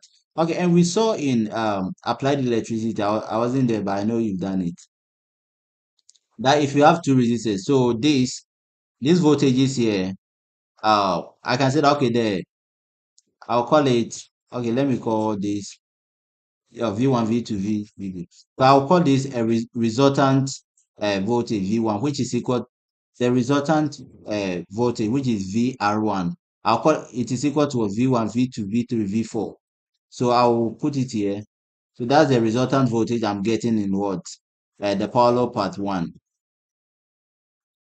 Okay, so I'll put it here. Then this branch here is parallel to this. This parallel part here is what? Parallel to this. So you have a parallel part which is also parallel to another parallel part. You see how life is. So VR1. Then let's take it. This one will give me VR2. Is that okay? VR2. And they are connected together here. You can see there is a brush that connects them together. So they are connected together by a brush. Is that okay? So now VR1. Exactly. What I'm doing here is taking us somewhere. So please pay attention. Okay, so then I now collect my voltage here. Collect my voltage here.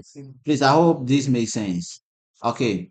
Then in applied electricity, we said that what if you have a parallel circuit, the voltage should be what? The voltage should be the same. That means VR1 should be equal to what? Hey, this is VR2 should be equal to VR2.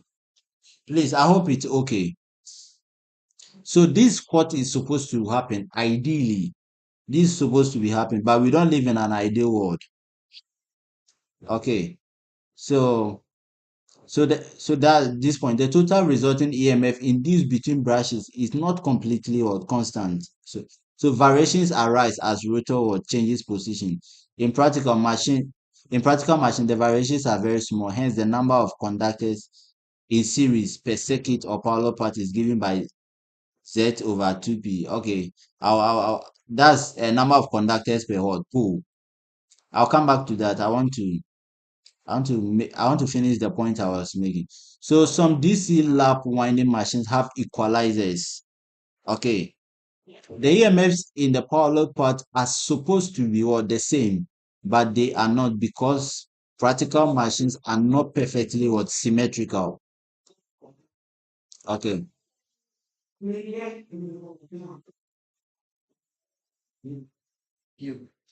Okay. So ideally, this parallel part, the EMF in this parallel part is supposed to be the same as the EMF in this parallel part, but because of the nature of the machine, because it is what asymmetrical, okay, so these voltages are not what the same. And if this voltage, if this is not equal to this, then we are going to have a circulating current. Is that okay? So let's assume VR1, is that okay, is greater than what VR2 in this case. Then we are going to have what EMF. So this one, then VR2 is going to act as what a load. Is that okay? It's going to act as a load. Then you have current what circulating in what this, in this let's say this loop. It's going to be circulating, and if that happens, it's going to be very bad. Okay, the machine can get destroyed. Is that okay? In so because of that, we have what we call equalizers.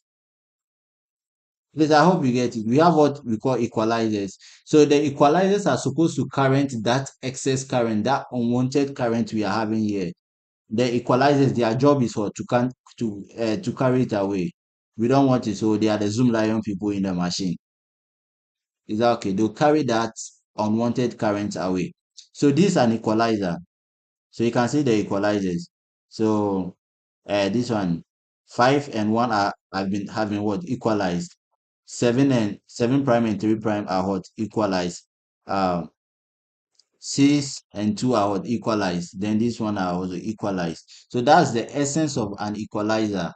Okay, because of the asymmetric nature of what the machine, of our practical machine. But if you live an ideal world, yeah, that one you don't need equalizer. So we call it equalizers or equalizing what rings. So from the name, we introduce them so that they can what, equalize the voltages, so that we don't have a circulating what currents. Exactly. So equalizers are used so that circulating current caused by slight discrepancies in the generated EMFs in the parallel path will not flow through, will flow through them rather than through what the brushes. Because if they flow through the brushes, they'll destroy the brushes. Is that okay? Yeah. So let me go back and explain uh what we have here. So in practical machines, so the total resulting EMF induced between brushes is not completely constant. Variations arise as rotor changes with position. In practical machines, the variations are very small. Hence, the number of conductors in series per circuit or parallel path is given by what? Total number of conductors divided by total number of poles. This diagram here, we use this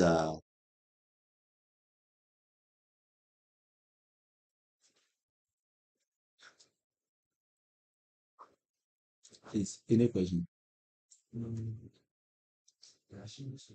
Hmm? Hmm.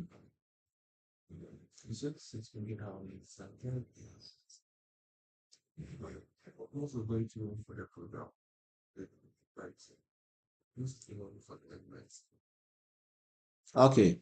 So what we are saying is that the number of conductors or is it conductors? Okay.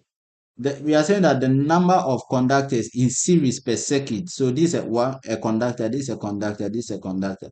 So we can see that there are 4 conductors which are in series here. Is that okay? So per parallel path, the number of conductors in series per parallel path is giving us what? The number of conductors per pole. I hope this makes sense, because we said that in lap winding, okay, the number of uh parallel paths is equal to number of poles. So if you want to know total number of conductors per parallel path per PP, that should be equal to the total number of conductors per what? Per pole. Is that okay? Because total number of parallel paths is equal to what? Total number of what? Poles.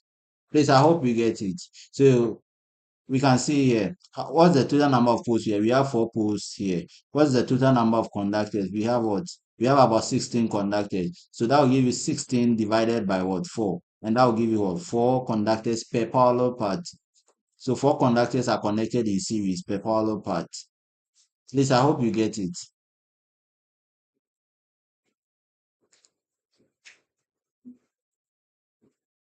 So I've explained this. I've explained this. Okay, so an equalizer connects together all noses of course or commutator segments which should be at the same magnetic potential or which are exactly similarly situated with respect to the magnetic system. The number of top layer core size which can occupy identical positions relative to the magnetic system is equal to what? The pole pair. Okay. I think I will explain this. So if the necessary conditions is fulfilled for the P core size, that's this P here is the pole pair. Okay, so if the necessary conditions is fulfilled for the pole pair core size to occupy identical positions, then the cores in the winding can be divided into what? C over P what groups. Is that okay? So let's go back.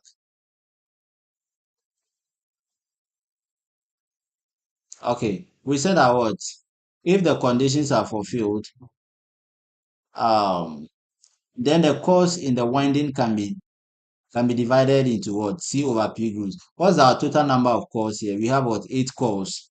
So our total number of cores is what? So cores is equal to what? 8. Okay. And how many pole pair do we have? Our pole pair is equal to what? 2. Is that okay? Then how many groups can we have here?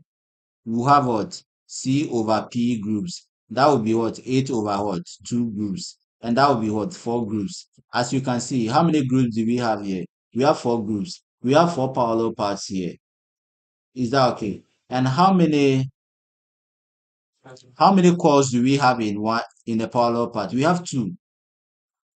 Is that okay? Because uh this the start of core 1. The one here is the start of core 1. And its return is what? 3. Is that okay? So this and this together makes what? A core.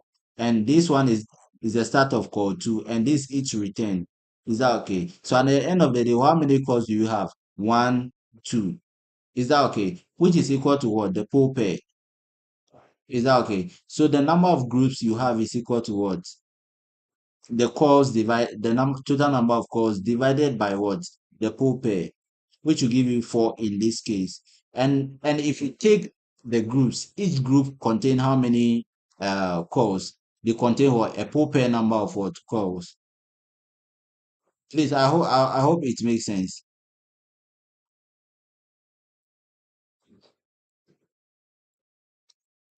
So for the P core size to occupy identical positions relative to the magnetic system, the ratio S over P must be what? An integer. That's slot per what? Pole pair. Okay. Our time was it as an assignment or exams? Theory asks us which of these conditions to be fulfilled. Which of these conditions has to be fulfilled in order to use an equalizer? Is that okay? That this is it. This value here is very important.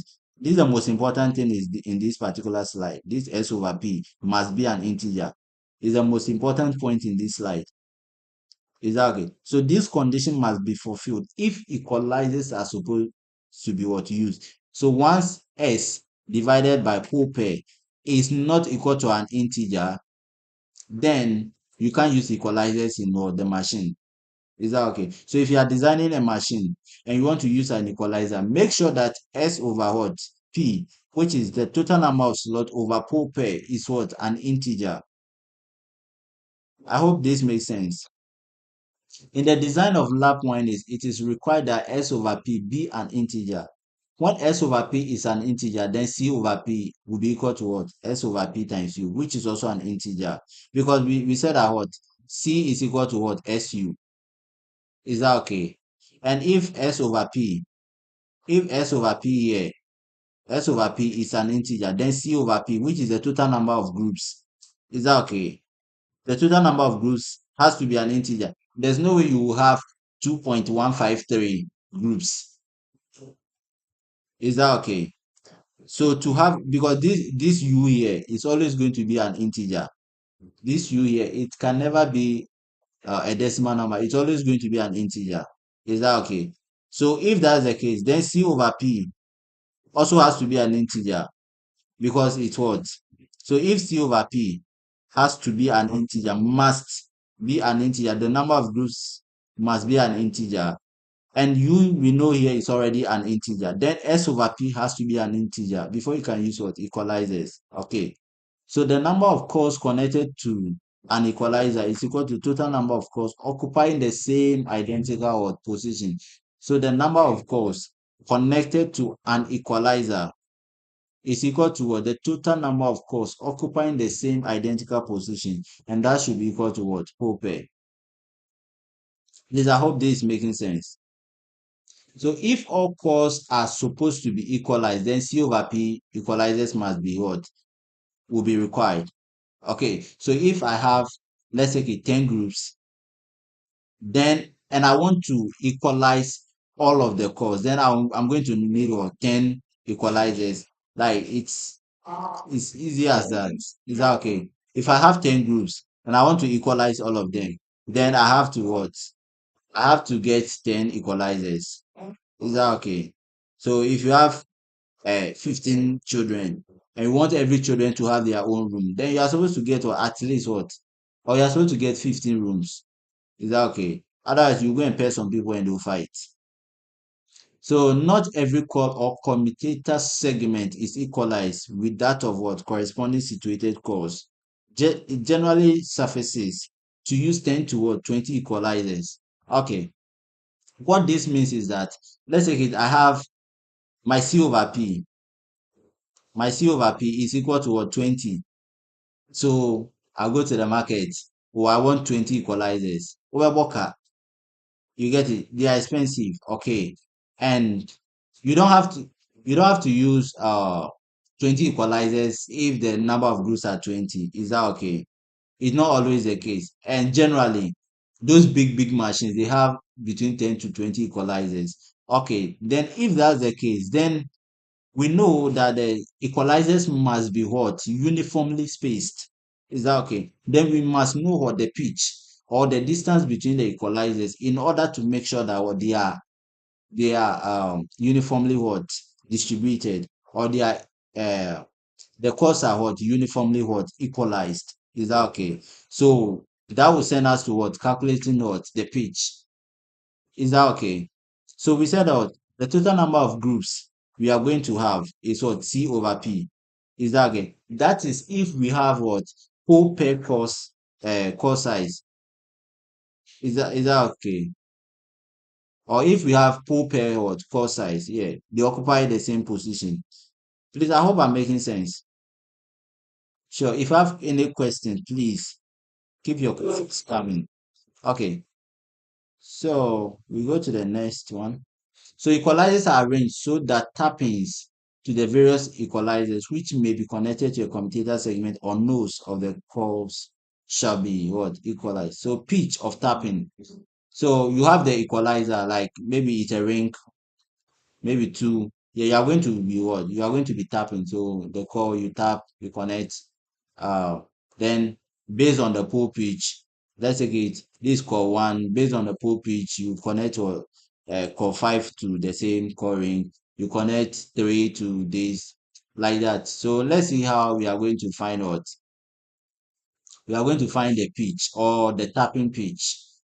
Please, it's very important.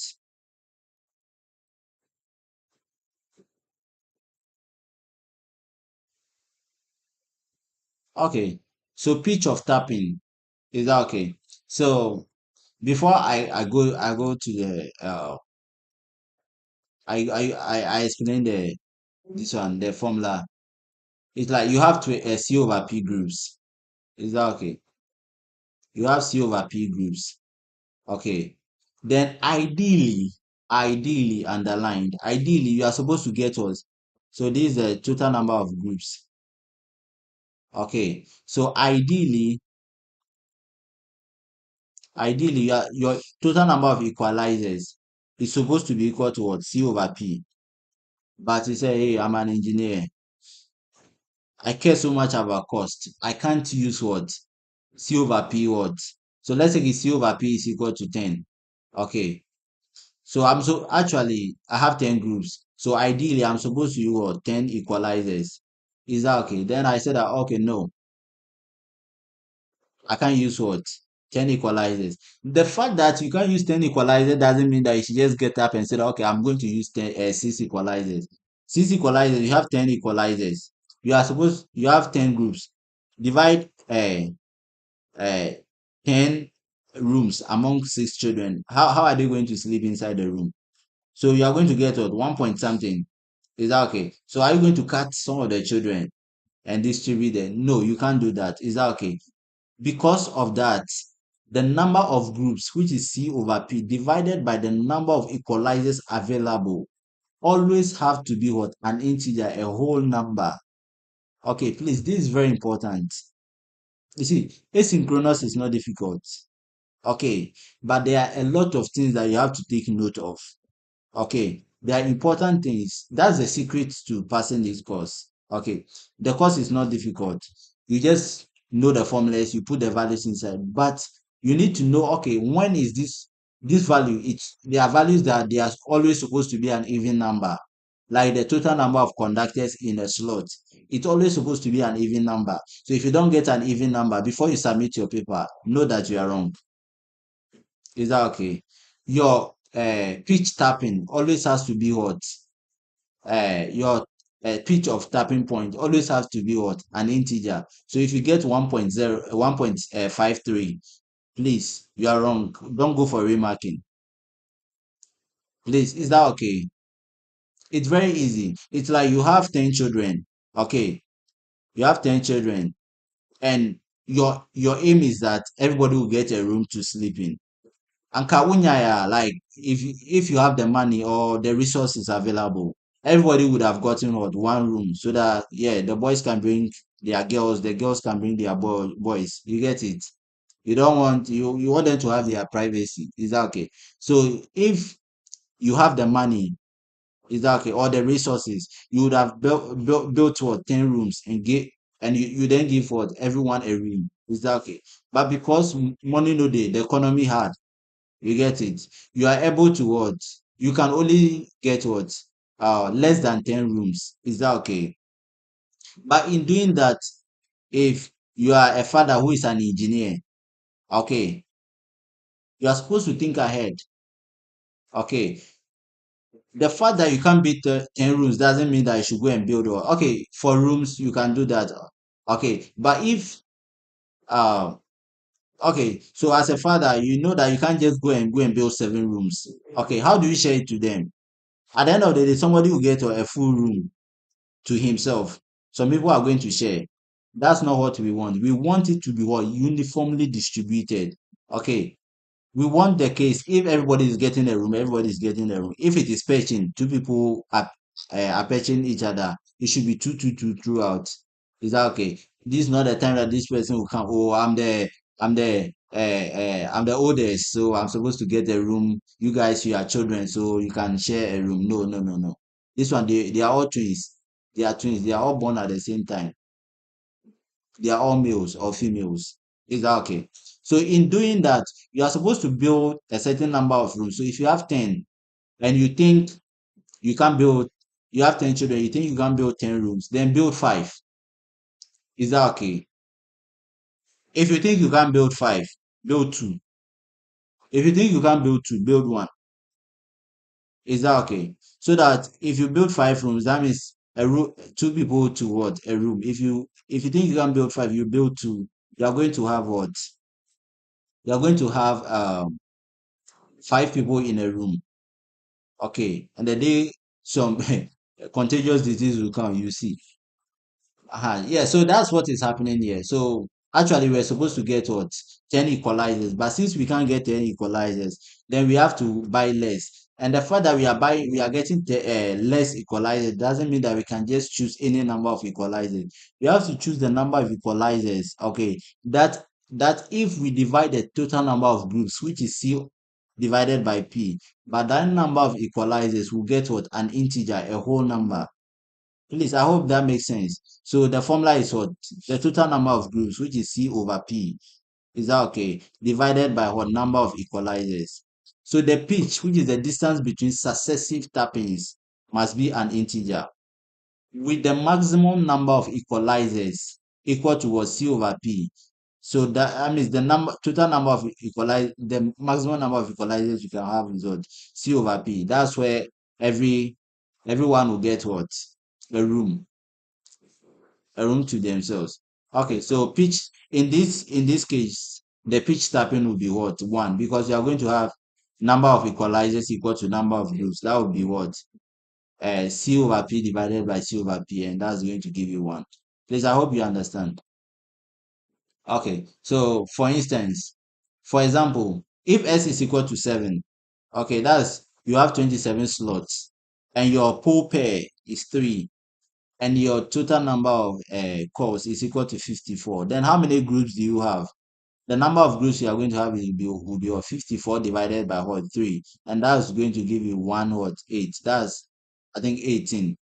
So now you are going to have 18 groups, but you only have what? 9 equalizers what available. Then if so you have 18 children, you have only 9 rooms. Then how are you going to allocate the rooms? 2 is to what? 1. Is that okay? That will give you what? 2. Is that okay? So you have 18 groups and you have 9 equalizers available. That means the tapping is going to be what? Will be what? Uh, will be 2. Is that okay? As simple as that. So the equalizers will be connected to the commutator segment. The equalizers will be connected to the segments equal to 54, as shown in the table below. Okay, yeah. So now our pitch will be what? Our pitch is equal to what? 2. Okay, so I take equalizer number 1. Yeah, equalizer number 1. Okay, it's not always the case that you connect core 1 or commutator bar 1 to equalizer 1. Okay, but if they don't tell you that, okay, maybe it's the same as we said that what the name of a core depends on the commutator it is connected to. So if we say that connected to commutator bar number 1, what you are saying that is core 1 is that core 1 is connected to what? Equalizer 1. It's not always the case. You can decide to connect what? Even in the question, they can say that, okay, oh, if call 11, the upper side of call 11 is connected to equalizer 1, find the other uh, find the other cores which are connected to the same equalizer. Is that okay? That would be what? 19 and 37. Please, in exams, okay, you will have a lot of questions. Please listen very well. Miss and one yakra, you get like 20 questions. Is that okay? And these are the questions, the time-saving questions. Is that okay? So if you are now going to draw this diagram, I bet you will not finish. I'm not sure. Our time, they didn't even give us 1 hour. They give us 20 questions for 30 minutes. Is that okay? And these are the time-saving ones. So this one, you just look at it and it's like, yeah, you just open your eyes, you close your eyes and open, then you answer. Is that okay? If you want to draw this table, by the time you finish drawing this table, let's take it, you have like 150 calls. You are now coming to draw this table. You see when you finish. Okay, so this is the trick. So just write the number of equalizers you have. So in this case, you have 9 equalizers. You have them like this. And in this case, we are assuming that what core 1 is connected, the upper side of core 1 is connected to equalizer 1. Then equal to get the core connected to equalizer 2, you add what? The pitch. Is that okay? So you add the pitch. So that means you have to what? Uh jump core 2 and go to core 3. So core, is that okay? So to find the next one, So equalizer 1 is connected to what? Core 1. To find what equalizer 2 is connected to, it will be what? 1 plus what? 2, which is the what? The pitch tapping.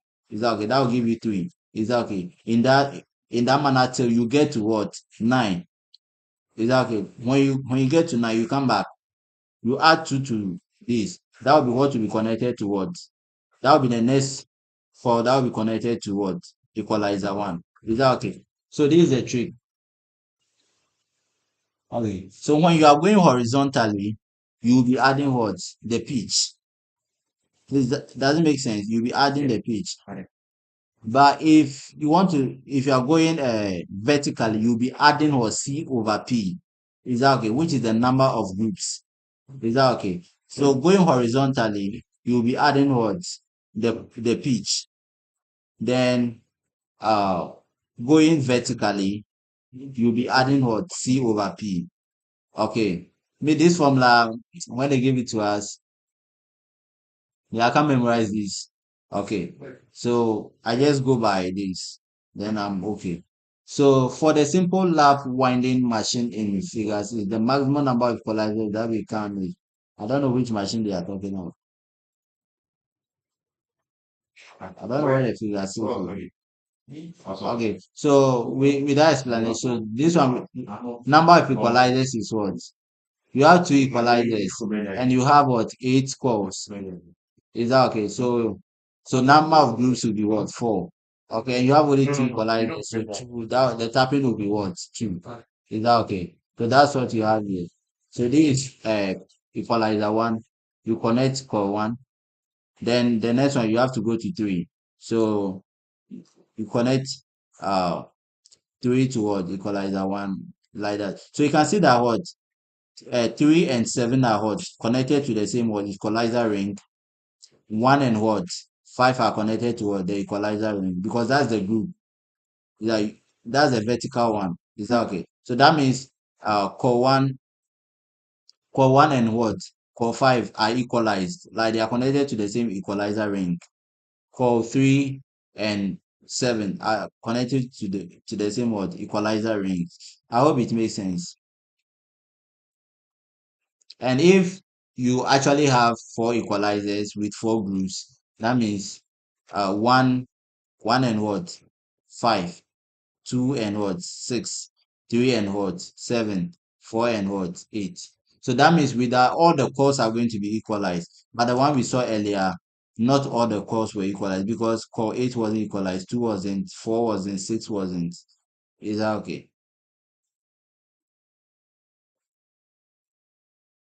Okay, I think we have some questions down here. So generally, the number of slots used is a multiple of the number of poles. Okay, so that the full pitch windings are possible. In this case, equalizers can be used because if S over 2P is an integer, then S over P is also an integer. So exercise 1. Please, any question?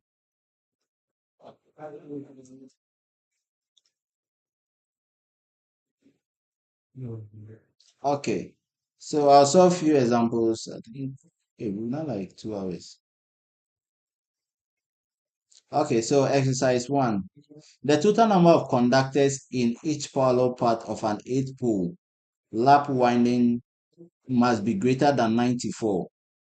Okay, so that means the total number of conductors in each parallel path. That means conductor per what? Per pole. So conductor per pole should be between what? So it should be greater than what? 94, but less than what? 102. So less than 102. Yeah, less than 102. The number of slots per pole, the total number of slots per pole is equal to what? The total number of slots per pole must be greater than what? So it's not equal to.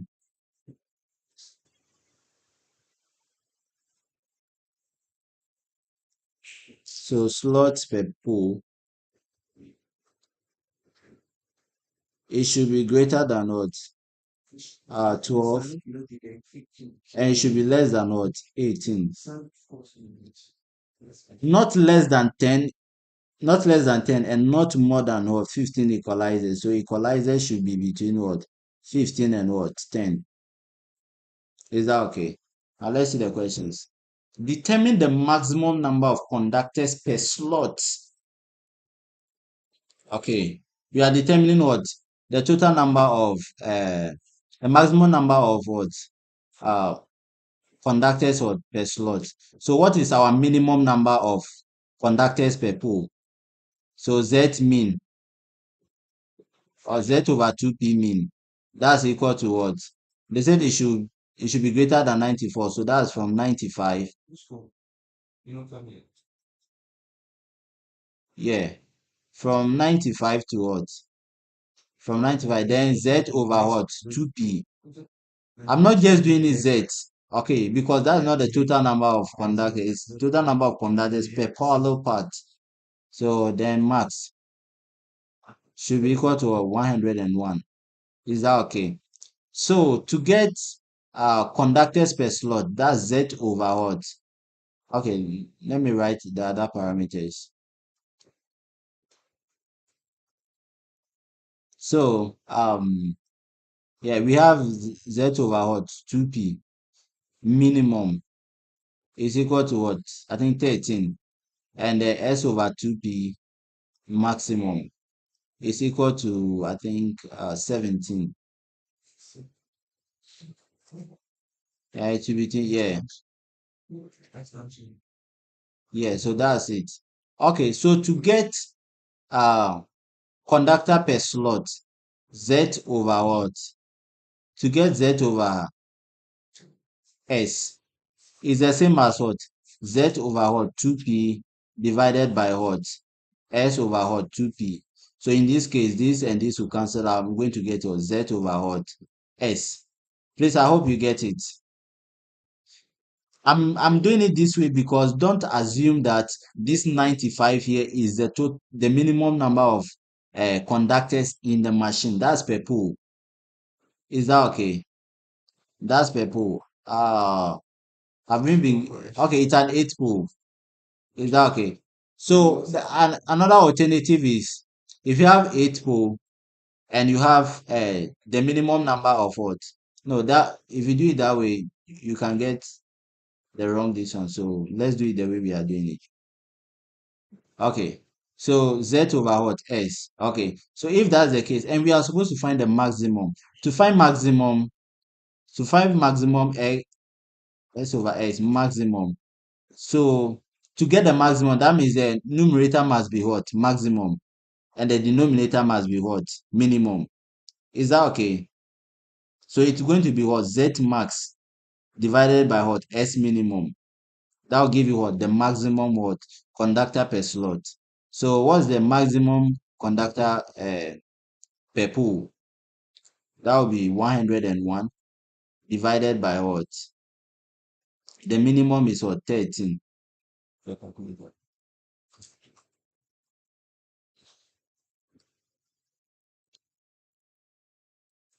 And that's supposed to give you what? 7.769. So this will be equal to what? 7 point, okay, let's say 7.7. Is that okay? But we know that total number of conductors per slot, I said earlier that it must always be what? An even number. It must always be an even number, and it must be a whole number. There's no way you have 7.7 conductors. Is that okay? In a slot. So it must be what? An even number, and it must be what? Uh, it must be a whole number. That means, okay, for a whole number, we can choose. So that means the values available are what? 6, 7, and 8. And because it must be an even number, 7 is out. Is that okay? That means, okay, 6 is what? We can approximate it to 6. We can approximate it to what? 8. But we are looking for what?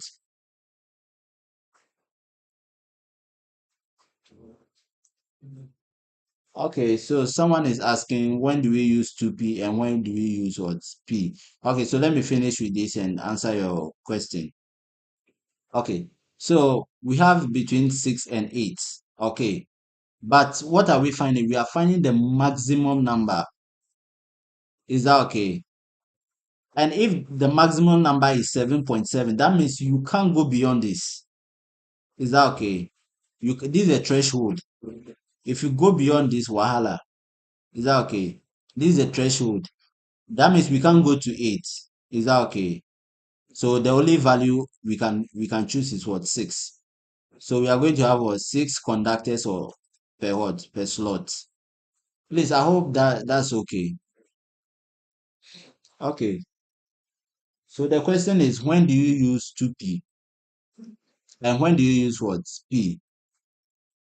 Okay, so 2p, if you are looking for, let's say, the total number of conductors or conductors per pole, is that okay? And you have, so conductors per what? Pole. So if I have a value, let's take it conductors per pole. To find conductors per pole, it is the total number of conductors divided by total number of what? Poles. Is that okay? So in this case, you have to what? Use 2p. Please, I hope I'm making sense. It's the total number of conductors in the machine. Is that okay? Divided by what? Total number of poles. But we call it as what? We call it as what? Conductors per what? Pole pair. Because, okay, we can rewrite it like this. 1 over 2 times what? Z over what? P. Please, I hope it making sense. So, yeah, I don't know if this answers your question. But in finding, if you are looking for something per pole, okay, something per pole, it is the total of that thing divided by the total number of pole. Is that okay? Is that it's like finding something like an average. But in this case, we are not finding mean, we are not finding average. You have to know to find the total number of conductors or slots per pole. You find the total number of that thing divided by total number of what poles. Please, I hope you get what I'm doing. Sure. Then the next one is the minimum number of conductors per what? Per slot. So that one too, we are going to do what? So since we are looking for minimum, it's going to be what? The numerator should be what? Minimum. And the denominator should be what? Maximum. So that's going to give us what's the minimum? Okay, 95 divided by what? The maximum, which is maximum is it 17? Yeah, that's 17. And that will give us what? I think 5 point something. I think 5.6. Yeah, if that's the case, still total number of conductors per slot should be an even number. So if it has to be an even number, then we have between what? 4 and what? 6. And 5.6 is in the middle. That one is already discarded because it is not what? An integer. Is that okay? So we have between what? 4 and 6. They all satisfy uh the first two criteria. That's it should be an even number and a whole number. But this is the minimum, like I say okra. That's the least. Okay. So that means you can't go below 5.6. So if that's the case, you can only go what? You can only choose the one that's bigger or higher. So that will be what? 6. Okay. So now we have our minimum to be 6, our maximum to be 6. Then our total number of conductors per slot should be what? 6. Because the minimum is 6, the minimum is 6, the maximum is 6. So at the end of the day, it's 6. If you find the average, it's 6. Okay. Then the number of conductor per slot. Okay, so yeah, that's it. Then the number of pore size per layer. Okay. So now we saw that our total number of conductors per what? Our total number of conductors per slot is 6. Sure. Then we want to know total number of, so this is our slot. Okay. And the total number of conductors, okay, per slot is 6. Okay, what are the possible arrangements? Mm, we can have 2 by 3 and we can have 3 by 2. These are the only matrices available. Is that okay? I told you that the row times the column should be what? Should be what? Should give you the total number of conductors per slot. Okay, so if I'm doing 2 by 6, 2 by 6 means what? 2 rows. Okay, so 2 rows. 2 rows and 3 columns. So that's this. 2 rows. Oh no, yeah, 2 rows. No.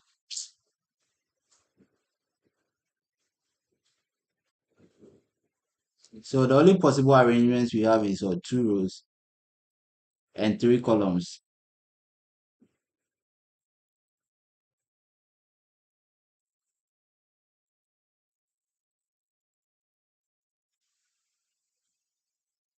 Mm-mm.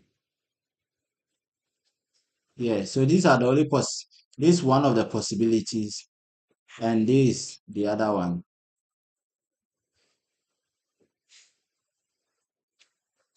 That's 3 by 2. So 3 rows. And there's no way you can have 3 rows in this because the number of rows in the upper should always. This another thing. Put it in your personal. The number of rows here. Okay, so write this way somewhere. The number of rows always have to be what? The total number of rows. So total number of rows.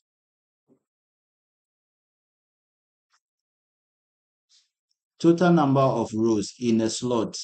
Total number of rows. Total number of rows. Okay.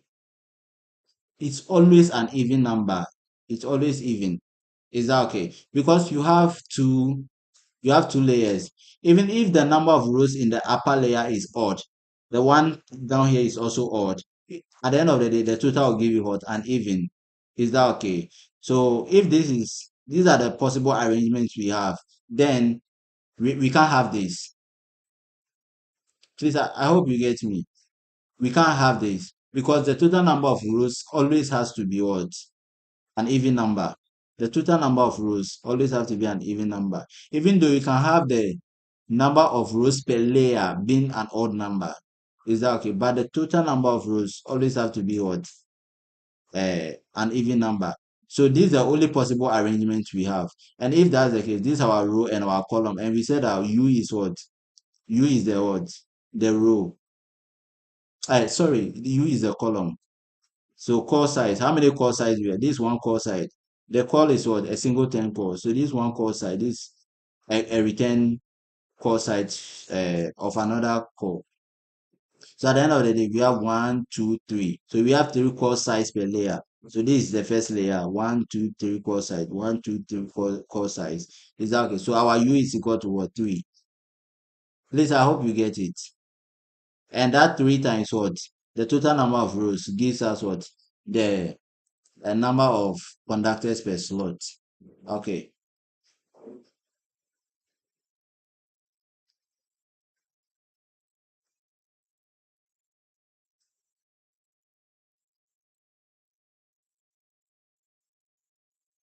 Yeah. Then the next one, the number of slots.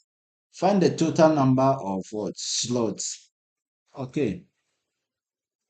So since the number of conductors per pole is between 101 and 95, and you have 6 conductors in what? In a slot. Eh, you have, yeah, 6 conductors in a slot. Okay, then what should be our maximum what? Our maximum. So we have slots per pole. Slots per pole. Yes, slots per pole is equal to what? Between 101. So 101 and 95. So 101 and 95. And we have what? total number of conductors, conductors per slot is equal to what? 6, right? Okay, then what are we looking for? Number of slots. So then we can find we have slots. We have slots per pool. Let me see. The total number of conductors in each parallel path. This is okay. It's rather this one that we have. I think we have conduct. So this is conductor per. So this is conductor per. How do we call it? This is conductor per pool. Okay. Somebody is thinking, okay, but we have somebody is thinking that but we have the number of slots per pool. Okay, we don't have it. We've been given a range. Is that okay? And you can't say that okay, it is 13, it is this, it is this. No, we've been given a range, so you don't know it. Okay, if they had given us a certain number that okay, the number of slots per pool is 12. That one you just multiply it by what? The number of pools, then you get what? You get your total number of slots. But we've been given a range. Is that okay? So our total number of slots, we have total number of conductors per pool, and we have conductors per what? Slots. Okay, let's see something. If we divide conductors per what? Pool by conductors per what? Slot. Let's see what this expression gives us. We will have Z over what? 2P times what? S over what? S over what? Z. Then at the end of the day, what are we getting? We are getting Z to cancel Z. So we are getting what? S divided by what? 2P, which is what? Number of slots per pool. Is that okay? Then if we multiply, so we get a number of slots per pool. So if we multiply this value by the total number of pools, then we get to a total number of slots. I hope this makes sense. So our slots per pool, our slots per pool, okay, will be equal to what? Uh, Number of slots per pool. Yeah, so 101 divided by what? And the number of conductors per what? The number of conductors per slots, which is 6. And that will give us, I think, 16 point something. So 16.8. I'm using pure or trace values. Okay, that will give us this. So our S divided by what? 2P is equal to what? 16 what? 0.8. Is that okay? That's slots per what? That's slots per pool. Is that okay? Now, that's 16.8. That's for the when we use the maximum value of this. Okay, let's use the minimum 2 and see. That would be what? 95 divided by what? 6. And that's going to give us what?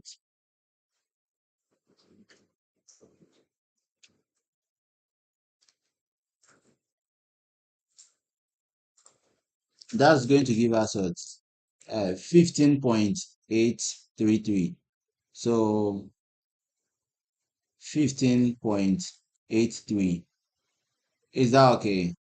So it has to be what? A whole number, right? It has to be a whole number. For, is that okay? So at the end of the day, this is giving us 16.8. That's and this one is also giving us what 15.8. So at the end of the day, our S is equal to what? 16. Is that okay? Um yeah. Yeah. And so now this is our slot per what? Okay, then to get the total number of slots, we multiply slot per pool by total number of pools. So we multiply this by this. So that will be 16 times what? 8. And that will give us what?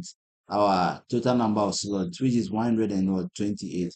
Then total number of commutator bars. We said from the beginning that total number of commutators is equal to a total number of what? uh Total number of cores. So commutators is equal to what? Total number of cores. And we know that we can find total number of cores by multiplying what? Total number of slot by what? U. So that means total number of commutators is going to be what? Total number of slots, which is 128 times what? Our U, which we found to be what? 3. Yeah, so that's it. Then the number of equalizers. Okay, so now our total number of cores is equal to what? 128 times what? 128 times 3, that's 384. So our C is what? 384. Then what's our pole pair? Our pole pair is equal to what? 4. Is that okay? Then how many grooves do we have? That will be C over P. That will be 384 divided by what? 4. So this is going to give us what? Uh, this into this. That's 9. Hey, I'm coming. I want to divide 384. Okay. 384. 384 divided by 384 by 4.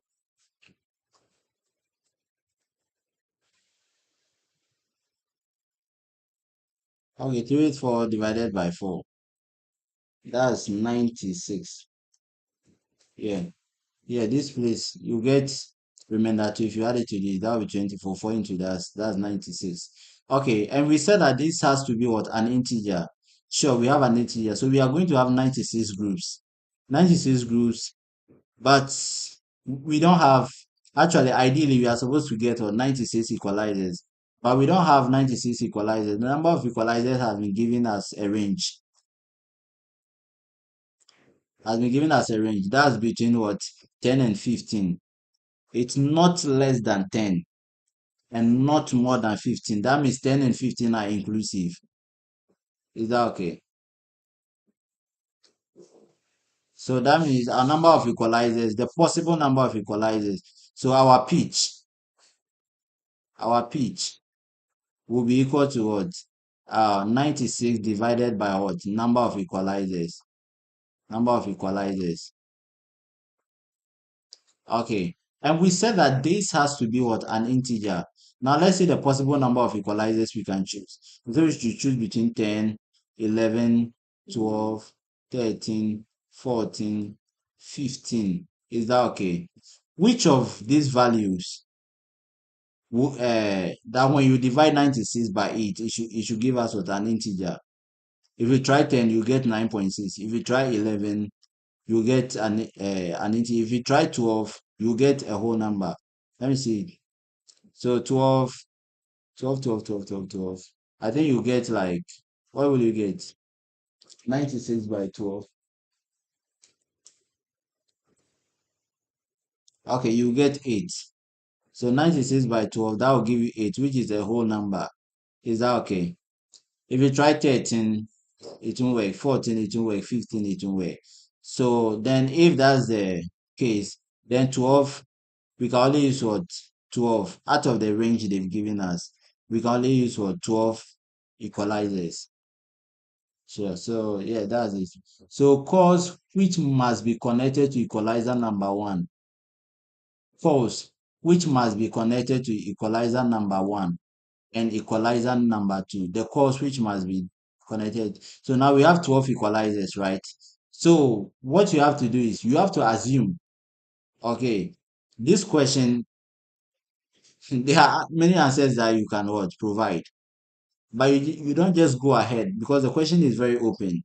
Okay, you can't just go ahead and just say that okay, this. You have to say that okay, assuming you have to assume core one, core one is connected to what? Is connected to what?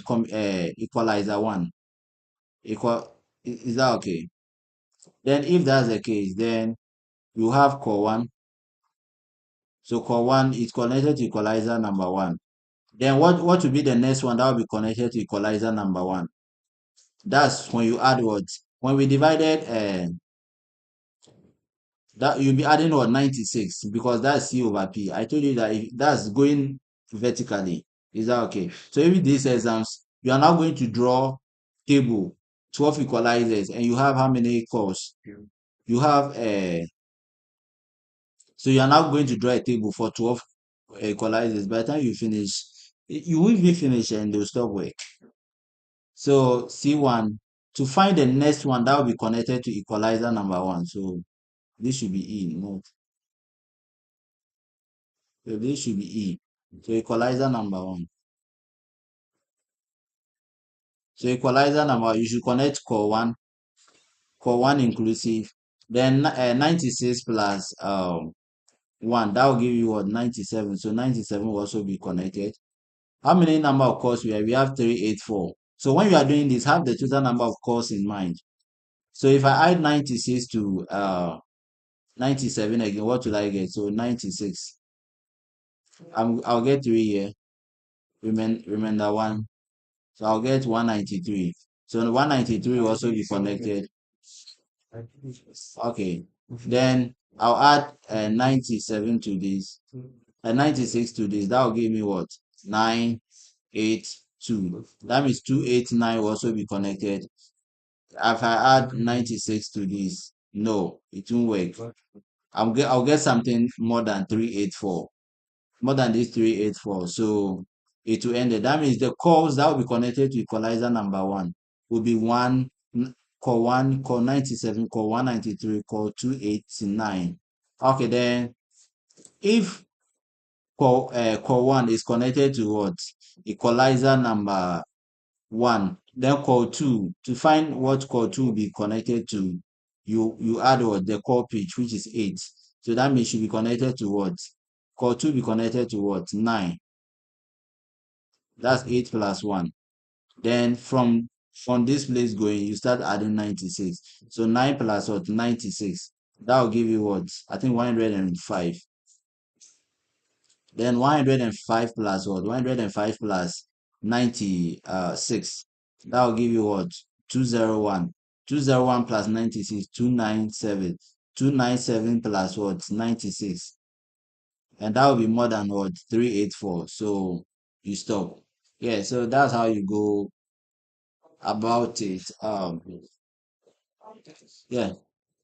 So we are done with lap. Now with let's just do wave, then we end it for today. I think you guys have had enough. Yeah. Okay. So for a simple wave winding, okay.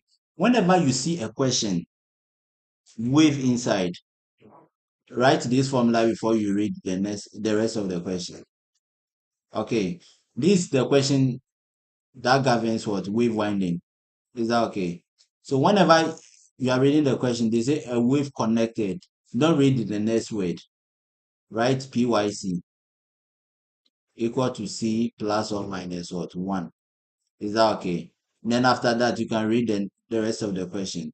So a practicable wave winding must satisfy this relation. Once, the reason why I asked you to write this is once that wave winding doesn't satisfy this equation, it is not worthy to be called a wave winding. It's like this is their constitution. Is that okay? And once you break the rule, you have to be banished. Okay. So this is the rule that governs what? Wave. Okay. So it is plus when you have what? It is plus when you have a progressive, and it is minus when you have what? Retrogressive.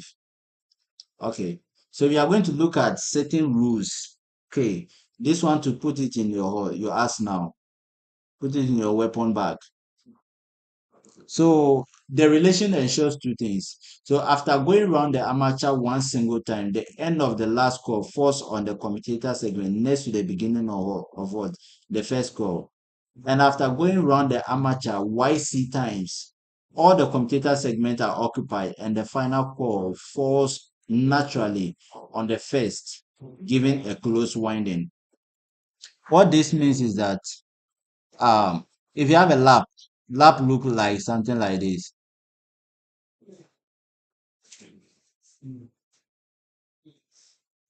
Is that okay? So by the time you go the first time for lap winding, you don't go around the rotor. or that much at one time, then you are done with the winding. Okay, you go what YC times.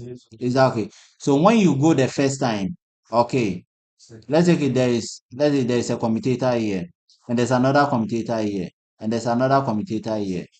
Okay, depending on whether it's progressive or retrogressive, when you go the first time, the end of that first round will fall either here or here. Is that okay? Depending on whether it is progressive or retrogressive. So uh uh for you to make to be able to connect pole junctions to all the commutator, you have to go YC times, which is the commutator pitch. So if you go the commutator pitch times, you are going to do what? You are going to get pole junctions connected to all the commutators. And naturally, you don't have to force it. Once you do it, you do the right winding. You see that after on the YC time, okay, when you've done it YC on that last, is it the YC time? Hey, bro, on the YC time, okay, you see that the end is going to fall on what? This place. Where is it? Yeah, the end is going to fall here, and that's going to form what? A close winding. Is that okay? Yeah. So you can see that this is where core one starts from. You so yeah, the commutator pitch is what? Half, one and a half, two and a half, three and a half, four and a half, five and a half, six and a half, seven and a half, eight. The commutator pitch is eight. Is that okay? That means you have to go around this thing eight times in order to what? Form a close winding. When you go the first time, is that okay? When you go the first time, you are either going to end on this commutator or the commutator before this. Is that okay? And by the time you go the eighth time, the end is going to fall on this, which is for the beginning. Then you form a close. Okay. Then this is the most important place. The number of poles commonly used for DC machines is 4, 6, or 8. Let's write the guardian or the parent relation. PYC, where P is a what? The pole pair, not total number of pole pair. Pole pair. YC is what? The commutator what? Pitch. Should be equal to what? C plus or minus what? 1. And the plus or minus depends on whether it is what? Wave connected or what? Lap connected. So C plus or minus 1. Is that okay? Okay, so if your number of poles, is that okay? Is what? So for 4 and 8 pole machines, C must be odd. Is that okay? Why is C supposed to be odd? So if you have a 4 pole or 8 pole machine, is that okay? When they give you a question, they say total number of poles is 4 and it is 8. Okay. The rest, you have to find the rest. Is that okay? And the explanation I'm going to give you is very important. So if you have 4 or 8 pole machine, C must be odd. Is that okay? Why is C supposed to be odd? C is supposed to be odd because you are going to either add or subtract what? 1. Is that okay? So if for example, so for total number of poles equal to 4, that means P is equal to what? 2. That's 2 pole pair. That means you are going to have what? 2YC should be equal to what? C plus or minus what? 1. That means YC is going to be what? C plus or minus 1 divided by what? 2. Is that okay? So for this, and this is supposed to be an integer. The commutator pitch is what? An integer. This should be equal to what? An integer. So if this is supposed to be an integer, okay, then if for this to be an integer, that means C must be odd. So that if you add or subtract 1, you still get what? An even number here. Is that okay? That will give you what? An integer. So, and if you have for 8 poles, this place will be what? Divided by 4. Is that okay? And with that one to this, it has to be what? It C has to be what? Odd. Please, I hope it makes sense. Okay, it doesn't end there. We know that C is equal to what? U, U times S, SU.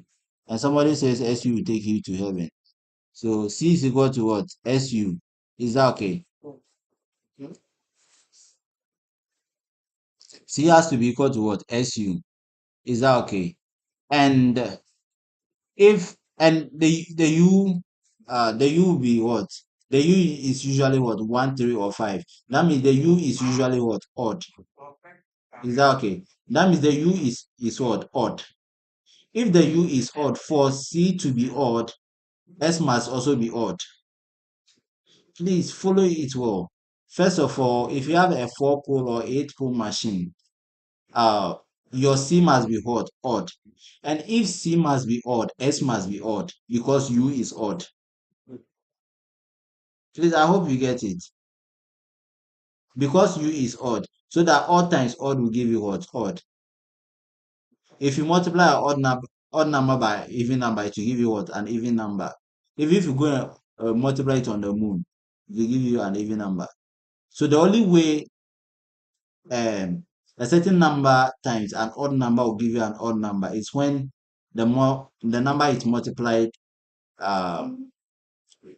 the multiplied by is also what? An odd number. So an odd number times an odd number will give you what? An odd number. Is that okay? So take note. If you have a 4-pole or 8-pole machine, is that okay? Uh, C must be odd. For C to be odd, S must be odd. Okay. Yeah, so that's it. Okay, what if you have 6-pole machine? If you have 6-pole machine, then your equation is going to be a 3YC is equal to what? C plus or minus what? 1. Is that okay? That means your YC will be equal to what? C plus or minus 1 divided by what? 3. And if this is the case, that means C must not be a multiple. C must not be what? A multiple of 3. Because see, if C is a multiple of 3 and you add 1 or subtract 1, it will cease to be what? A multiple of 3. And if it ceases to be a multiple of 3, that means YC is going to be what? Uh, a decimal, which is not supposed to be. Okay, so yeah,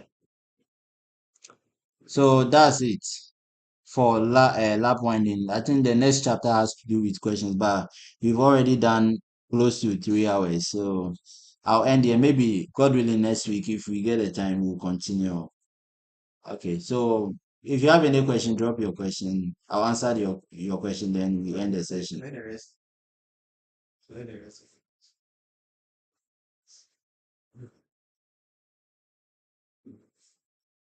If there's no question.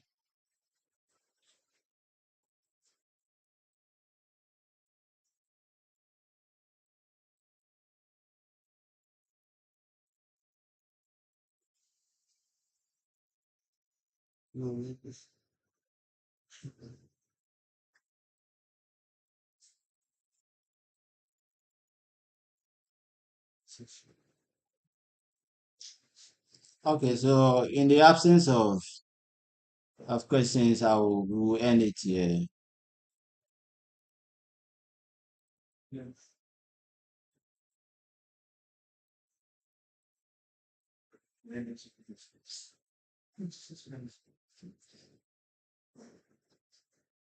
Okay, then I can end it here.